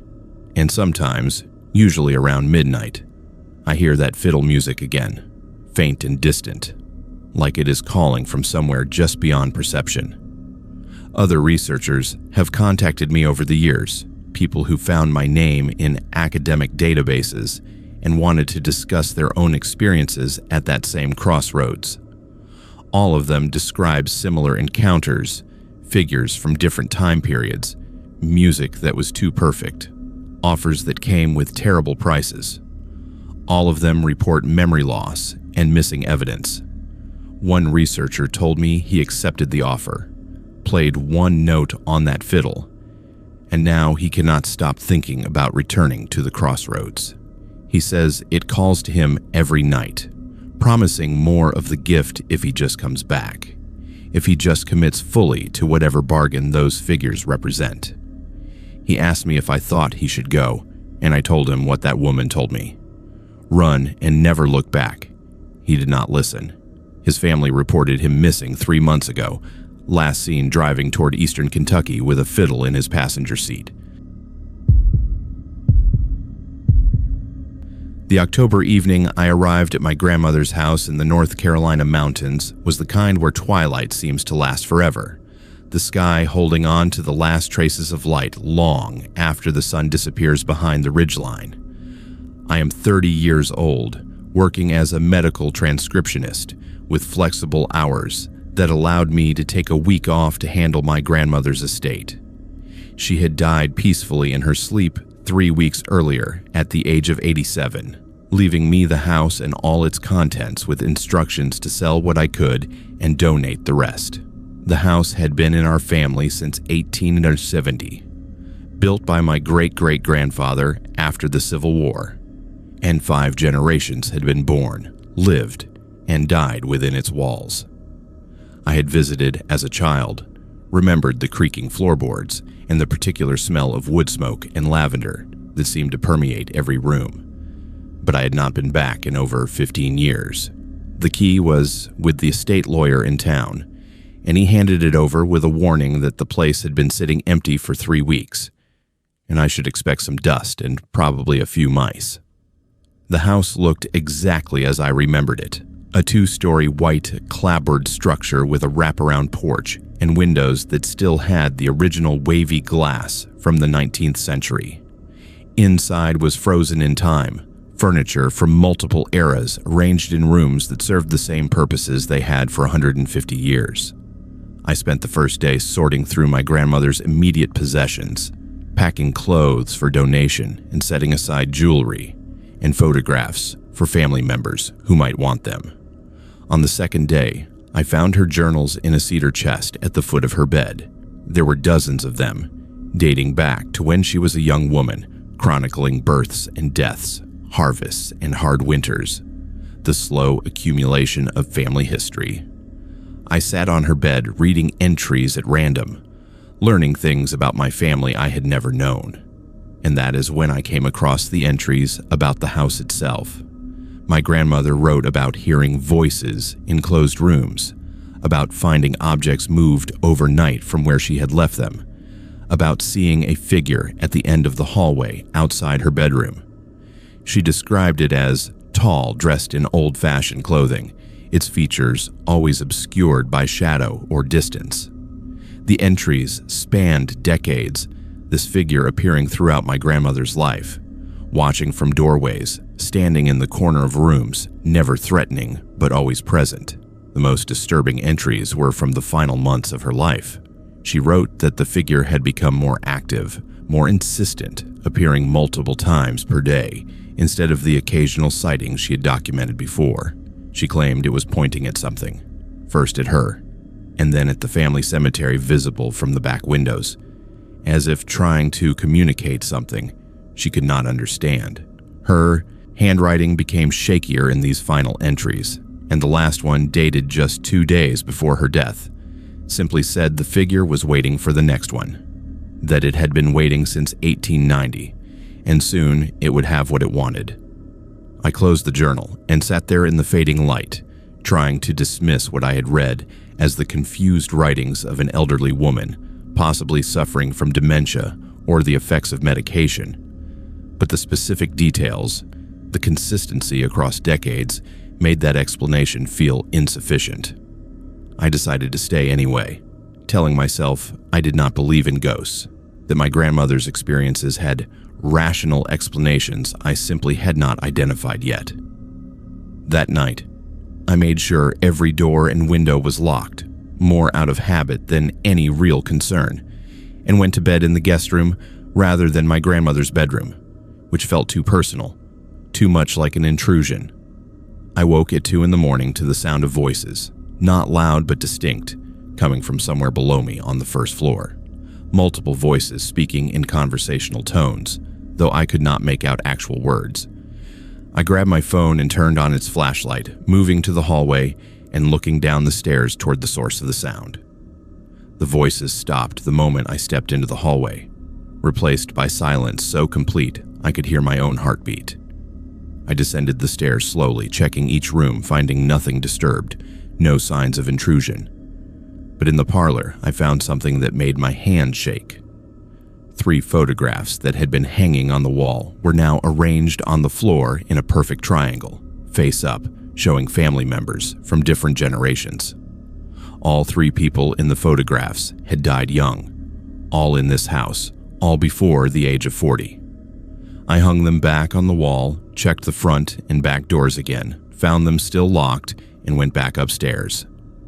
Sleep did not come easily after that, and when dawn finally broke, I was exhausted but determined to finish sorting through the house and leave as quickly as possible.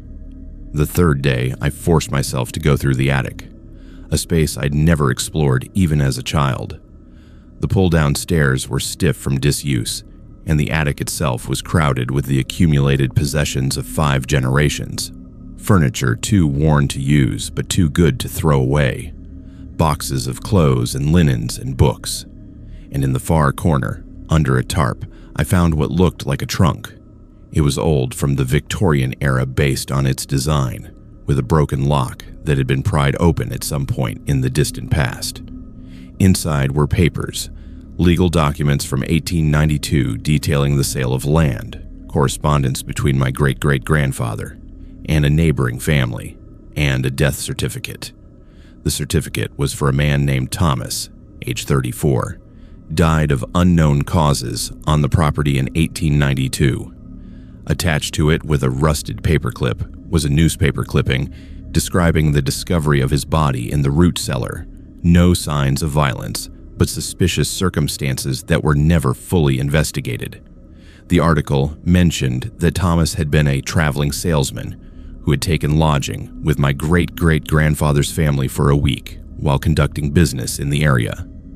More disturbing were the personal letters I found beneath the legal documents, written by my great-great-grandmother to her sister, describing how Thomas had died, and how my great-great-grandfather had insisted they bury him quickly in an unmarked grave on the property rather than report it to authorities. She wrote that Thomas had seen something in the house, had become convinced the place was cursed, and had tried to leave in the middle of the night. They found him dead at the bottom of the basement stairs the next morning, his neck broken, his eyes open and staring at something they could not see. My great-great-grandfather had been terrified that authorities would blame him, would accuse him of murder, so they buried Thomas in a corner of the property and claimed he had left town. The grave was never marked, never acknowledged, and within a generation the family had forgotten exactly where it was located.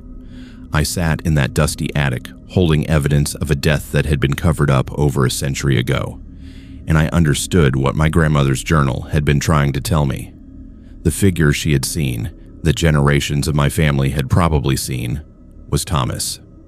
Still here, still trying to communicate, still seeking acknowledgement or justice, or simply to be remembered. I took the documents downstairs and went outside to the family cemetery, a small plot surrounded by a wrought iron fence where my ancestors were buried under stones, weathered nearly smooth by time.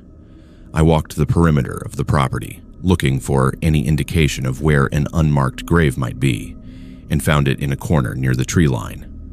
A depression in the ground, slightly sunken, where nothing grew despite the grass being thick everywhere else. That afternoon, I called the county coroner's office and explained what I had found. They were skeptical at first, but when I sent them photographs of the documents, they agreed to investigate. 2 days later, they brought ground-penetrating radar to the property and confirmed what I suspected. Human remains, buried at a depth and in a location consistent with a hasty secret burial from the late 1800s. The exhumation took another week to arrange, requiring permits and coordination with the State Historical Society, but eventually they excavated the remains and confirmed through dental records and period-appropriate clothing that this was almost certainly the Thomas from my documents. The coroner ruled the death as accidental based on the skeletal evidence, a broken neck consistent with a fall, and the remains were prepared for proper burial. I arranged for him to be interred in the family cemetery with a simple stone bearing his name and the date of his death, finally giving him the acknowledgement he had been denied for over 130 years. The night after the burial, I stayed in the house one last time, and for the first time since I arrived, I heard nothing. No voices, no movements, no sense of being watched. The house felt empty in a way it had not before, peaceful rather than oppressive.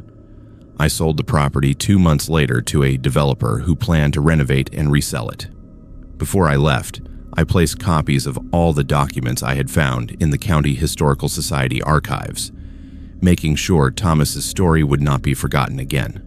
The buyer reported no unusual activity during the renovation, No unexplained sounds or moved objects, suggesting that whatever had haunted that house for over a century had finally found peace. But I still think about my grandmother's journals, about the pattern she had documented over her lifetime, about premature deaths in the family that she had noted with increasing concern in her later entries. I researched our family tree and found that she was right. Over 5 generations, there had been an unusual number of deaths before age 40 among people who lived in that house. Accidents mostly, falls and drownings, and one unexplained illness. But the pattern was undeniable. Whether Thomas's presence had somehow contributed to those deaths, or whether my grandmother's observations were simply coincidence interpreted through the lens of her beliefs, I will never know. What I do know is that after his remains were properly buried and acknowledged, the pattern stopped. No one in my family has died young since, and the house stands empty now, renovated, and waiting for new owners who will never know what it took to make it peaceful. I drive past it sometimes when I am visiting family in the area, and I always look up at the windows, half expecting to see that figure standing there, watching. But the windows are always empty, the house finally free of whatever had watched over it for so long. The fire watchtower assignment came through in early July when I was looking for any seasonal work that would get me out of the city for a while. I am 33 years old, recently out of a relationship that had consumed most of my 20s, and the idea of spending 2 weeks alone in the Virginia wilderness monitoring for smoke sounded perfect. The Forest Service provided basic training on radio procedures and fire identification, handed me a map with the tower location marked, and drove me out on roads that got progressively worse until we reached a trailhead where a truck could go no further. From there, I hiked 3 miles to the tower, a 60-foot steel structure rising above the canopy with a small cabin at the top that would be my home for the next 14 days. The view from the platform was incredible. Miles of unbroken forest in every direction with no sign of human habitation, except the fire road I had hiked in on, barely visible, as a thin line cutting through the green. The cabin itself was Spartan but functional, maybe 10 feet by 10 feet, with windows on all 4 sides, a desk for the logbook, a cot, and supplies that were supposed to last until the next delivery in a week. The first 3 days were exactly what I needed. Quiet meditation, broken twice daily by radio check-ins with the district office, walks around the tower's base to stretch my legs, and evenings, watching the sun set over mountains that seemed to stretch forever. I read the books I had brought, wrote in a journal, and felt the accumulated stress of urban life slowly draining away. On the 4th morning, I found the first note. It was tucked into the logbook, written on a page that I knew I had not used because I had been keeping careful track of my entries. The handwriting was cramped and difficult to read, but the message was clear. July 7th. Observed subject arriving at tower. Subject appears to be male, approximately 30 to 35 years old. Subject unpacked supplies and settled into routine. The note was dated 2 days earlier, which was impossible because I had been alone since I arrived. I checked every inch of the cabin, looking for where someone might have hidden or how they could have accessed the space while I was sleeping. The only entrance was through a trapdoor in the floor with stairs leading down the tower structure, and that door made enough noise when opened that it would have woken me. I examined the note more carefully and realized it was written on Forest Service logbook paper, the same type I was using, suggesting whoever wrote it had access to official supplies. That night, I woke to the sound of my radio transmitting, not receiving, but transmitting, which should have been impossible because the radio only transmitted when I pressed the talk button. Someone was using my call sign, reporting false information about smoke sightings in sectors I knew were clear. I grabbed the radio and tried to interrupt, identifying myself and saying there was an error, but the other transmission continued as if they could not hear me. The voice was male, calm, and professional, giving coordinates and descriptions that were completely fabricated. After maybe 2 minutes, the transmission stopped and my radio returned to normal. I tried to raise the district office, explained what had just happened, but the overnight dispatcher seemed confused, said they had not received any transmissions from my tower in the past hour. According to their log, my last check-in had been at 6 that evening, and everything had been normal. I asked if there was another tower in the area, another operator who might be using similar equipment, but she confirmed I was the only staffed tower within a 40-mile radius. She suggested maybe I had been dreaming, that the isolation sometimes played tricks on people, and reminded me to stay hydrated and get enough sleep. I did not sleep for the rest of that night, sitting at the desk with my flashlight, watching the darkness beyond the windows and listening for any sound that did not belong. At dawn, I climbed down the tower to walk the perimeter, looking for any evidence of another person in the area. What I found was disturbing, but not in the way I expected. Trail cameras. 3 of them mounted on trees within 50 yards of the tower base, all pointed at the cabin above, all appearing to be recently installed based on the lack of weathering on their straps. I checked the first camera and found it was not just recording but transmitting, a cellular model that uploaded images in real time to whoever had placed it. The SD card slot was empty, meaning all footage was going directly to a remote location. I disabled the cameras by removing their batteries, but the damage was already done. Someone had been watching me for days, documenting my routine, and I had no way of knowing who or why.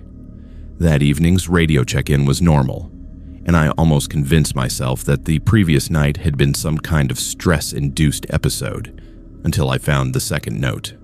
This one was not in the logbook but tucked under my pillow, which meant someone had been inside the cabin while I was outside examining the cameras. The note was longer this time, more detailed. Subject displays standard behavioral patterns. Morning routine includes observation period followed by perimeter walk. Subject appears unaware of monitoring equipment. Recommend continuation of observation phase. The note was dated that day, written during the hours I had been away from the cabin. I grabbed my pack and started down the tower stairs, planning to hike out immediately to get back to the district office and report this in person, where there would be witnesses and documentation. But when I reached the ground, I found my path blocked. Not physically, but psychologically. The trail I had hiked in on was clearly marked, but I could not force myself to start walking down it. Every time I tried, a wave of panic hit me so hard I nearly vomited, an overwhelming sense that something terrible would happen if I left. I recognized it as irrational, fought against it, but my body refused to cooperate. After 20 minutes of trying to overcome whatever psychological barrier had been erected, I retreated back to the tower, climbed to the cabin, and tried the radio again. This time, I got through to a different dispatcher, explained everything that had happened, asked for immediate extraction. He listened to my report, said he would send someone out first thing in the morning, that I should lock the cabin and stay inside until they arrived. I followed his instructions, securing the trapdoor and pushing the desk against it for good measure, then sat with my back to the wall where I could see all 4 windows. Around midnight, I heard someone climbing the tower. The metallic clang of boots on steel stairs was unmistakable, and I could track their progress as they ascended, steady and unhurried, taking their time. They reached the platform outside the cabin and stopped, and I could see a figure through the window silhouetted against the stars. Whoever it was, they were wearing what looked like a Forest Service uniform, complete with the hat and radio harness. They tried the trapdoor, found it blocked, then moved to one of the windows and pressed their face against the glass. In the dim light from my flashlight, I could see enough to know this person was wrong somehow. Their features not quite right. Their movements too stiff and mechanical. They tapped on the glass, 3 sharp knocks, then spoke in a voice that sounded exactly like mine. They said I was trespassing, that this tower was assigned to them, that I needed to leave immediately or face consequences. I shouted back that I was the legitimate operator, that I had documentation from the district office, that they needed to identify themselves. The figure pulled out identification and held it up to the window. It was a Forest Service badge with my name on it, my photograph, but dated 6 months earlier and showing an assignment to this tower that I had never received. We stood there in the darkness, separated by glass, both claiming to be the legitimate tower operator, both holding documentation that appeared valid. The figure told me they had been staffing this tower since March, that someone had called claiming to be from the district office and saying a replacement was being sent. But when I arrived, they realized something was wrong. They showed me their logbook through the window, pages filled with entries dating back months, detailing weather observations and fire reports in handwriting that was definitely not mine. I showed them my documentation, my assignment letter, my logbook with entries starting 4 days ago. Neither of us could explain the other's presence or documentation. They asked if we could open the door and sort this out face to face, but something about their voice, about the way they moved, made me refuse. I said we would wait until morning when the district office sent someone, that they could verify which of us was legitimate. The figure agreed, said they would wait on the platform, and for the rest of that night, I watched them through the window, sitting perfectly still in a folding chair I had not noticed before. Never moving, never changing position, just waiting. When dawn broke, I could see them more clearly, and what I saw made my skin crawl. Their uniform was perfect, exactly regulation, but it was also somehow wrong.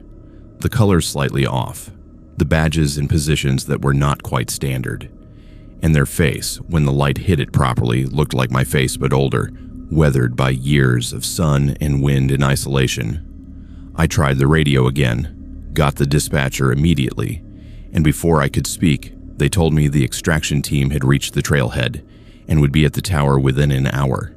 The figure on the platform heard this through the window and stood up, their movement suddenly smooth and natural, where before it had been stiff.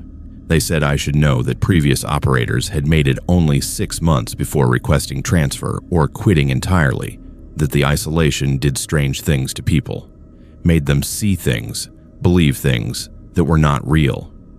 They said I seemed like I might last longer, might be strong enough to handle what this assignment required, but that I should be prepared for what would come next. Then they climbed down the tower and disappeared into the forest before the extraction team arrived.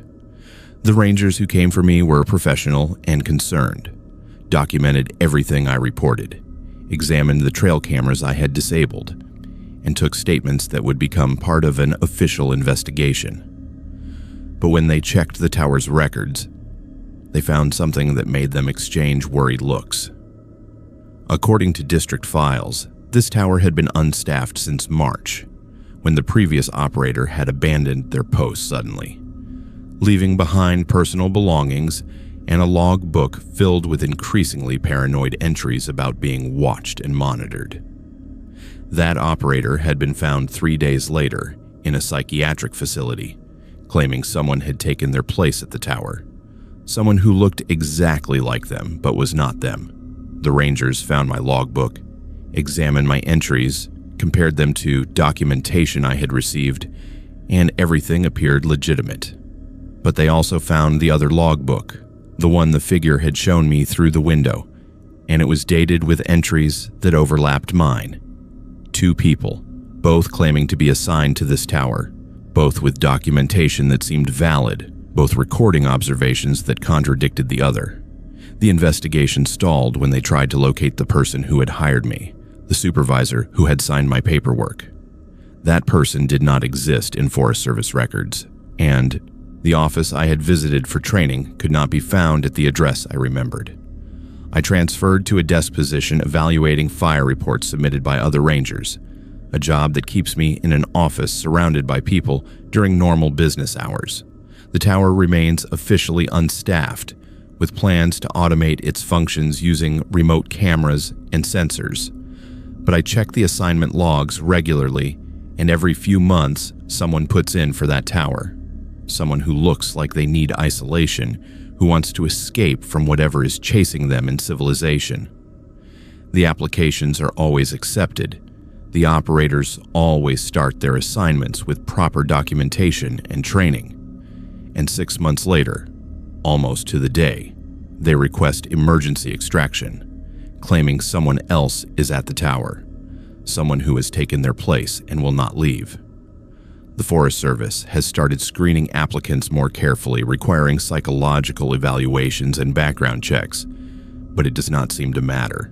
The tower calls to a certain type of person, and once they arrive, something happens that no amount of documentation or official inquiry can explain or prevent. I still have the notes I found, stored in a safe deposit box, along with photographs of my documentation and copies of my logbook entries. Evidence that I was really there, that my assignment was legitimate, that the person on that platform was not me. But sometimes, late at night, I wonder if I am the one who stayed.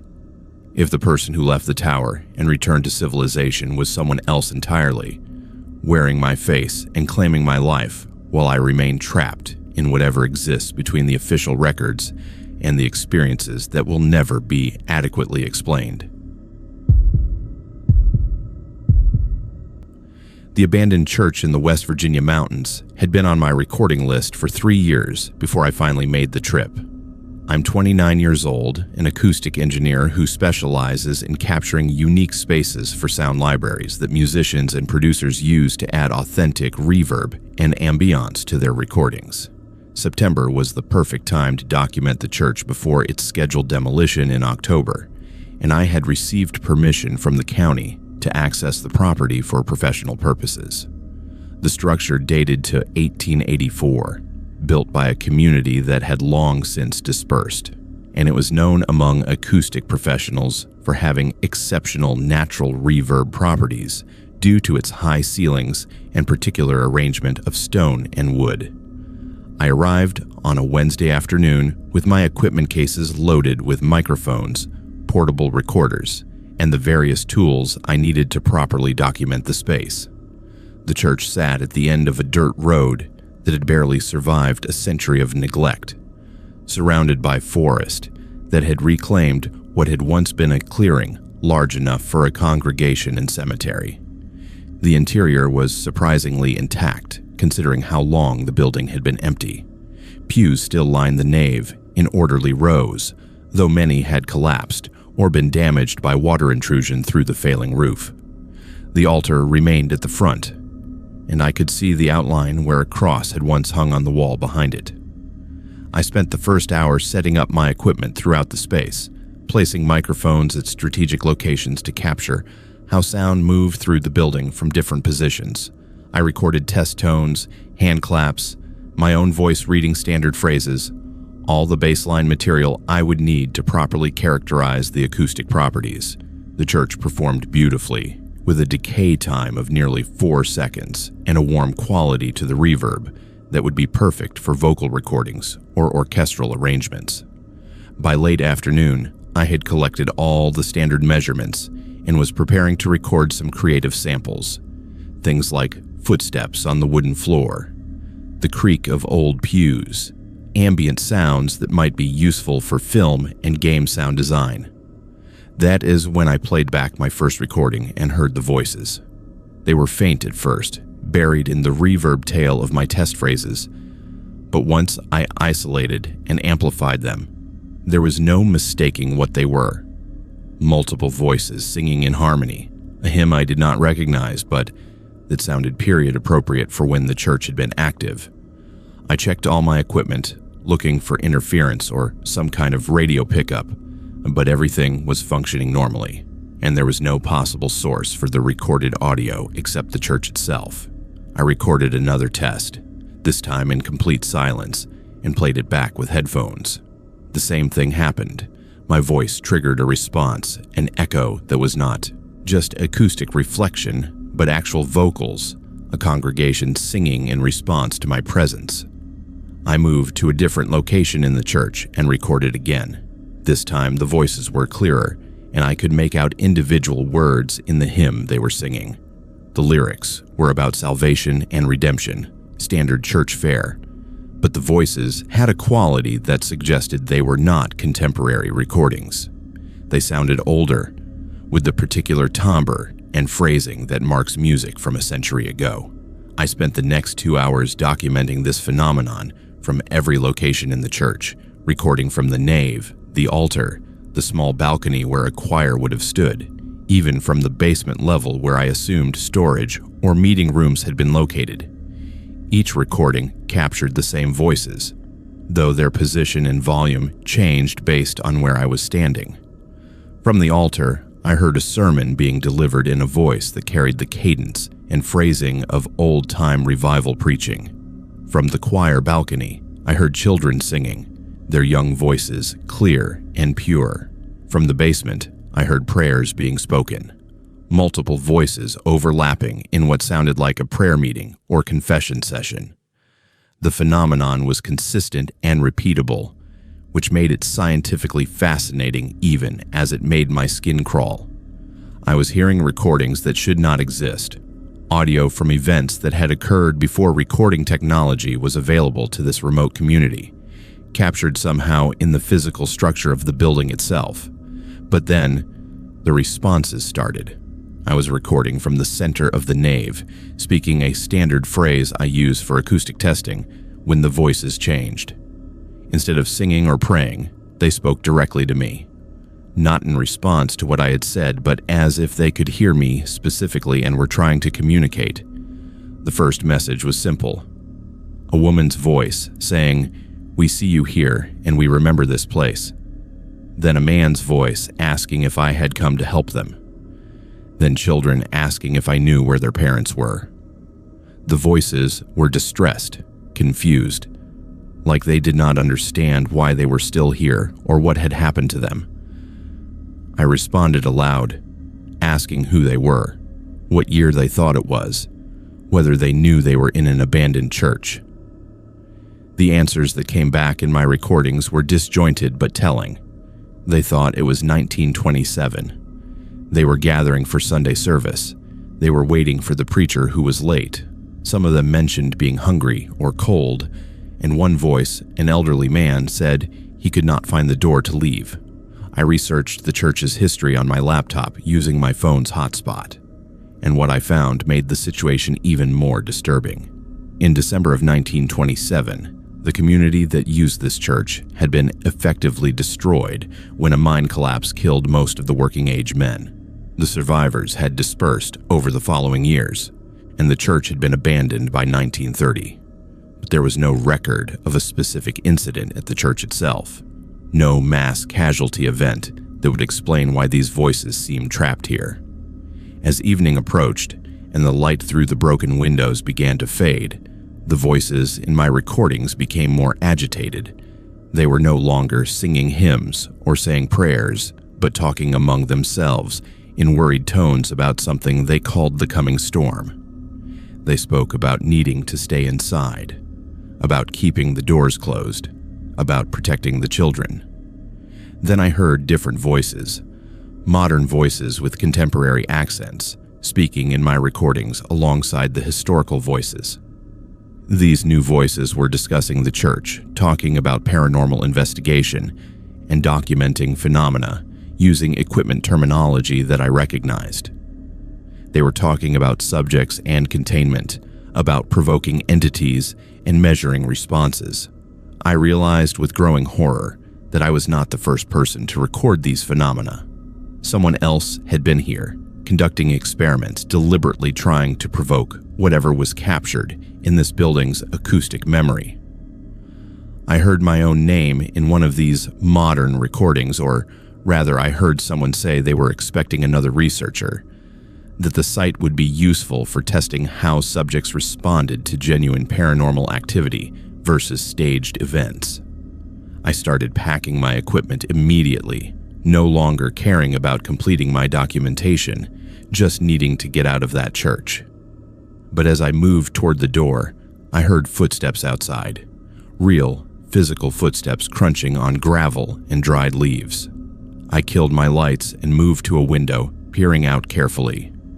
A group of 4 people were approaching the church, all dressed in outdoor gear and carrying equipment cases similar to mine.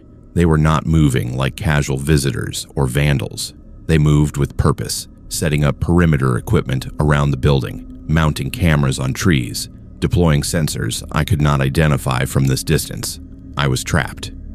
If I tried to leave through the front door, I would walk directly into them. If I waited for them to enter, I would be caught inside with nowhere to hide in the open nave.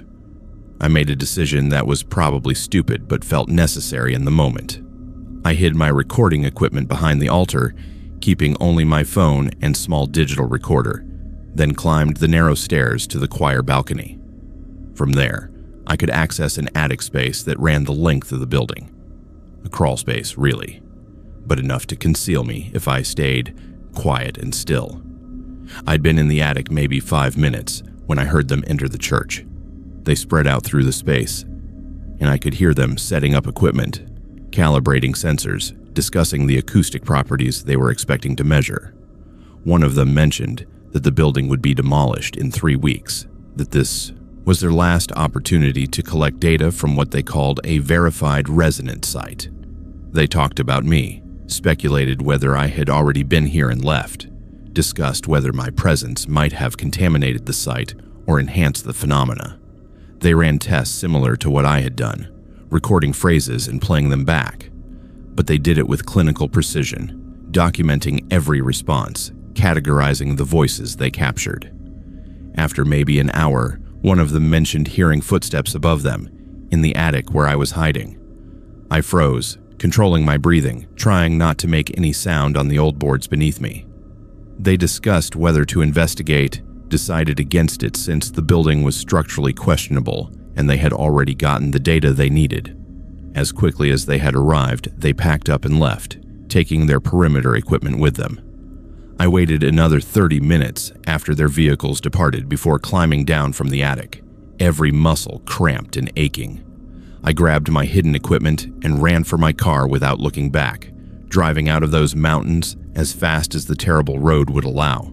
When I reached the highway and had cell service again, I called the county office that had given me permission to access the church. I reported what I had experienced, described the group that had been there, asked if they had also received permission to conduct research. The clerk seemed confused, said I was the only person who had requested access in the past 6 months, that the church was scheduled for demolition and no other permits had been issued. I sent her copies of my recordings, the ones that captured those modern voices discussing their experiment, but she never responded. A week later, I drove back to check on the church, found it demolished 2 weeks ahead of schedule. Nothing remained but a cleared foundation and disturbed earth. I analyzed my recordings extensively, sent samples to colleagues who specialize in audio forensics, asked them to verify that the voices were real and not artifacts of the recording process. The results were inconclusive.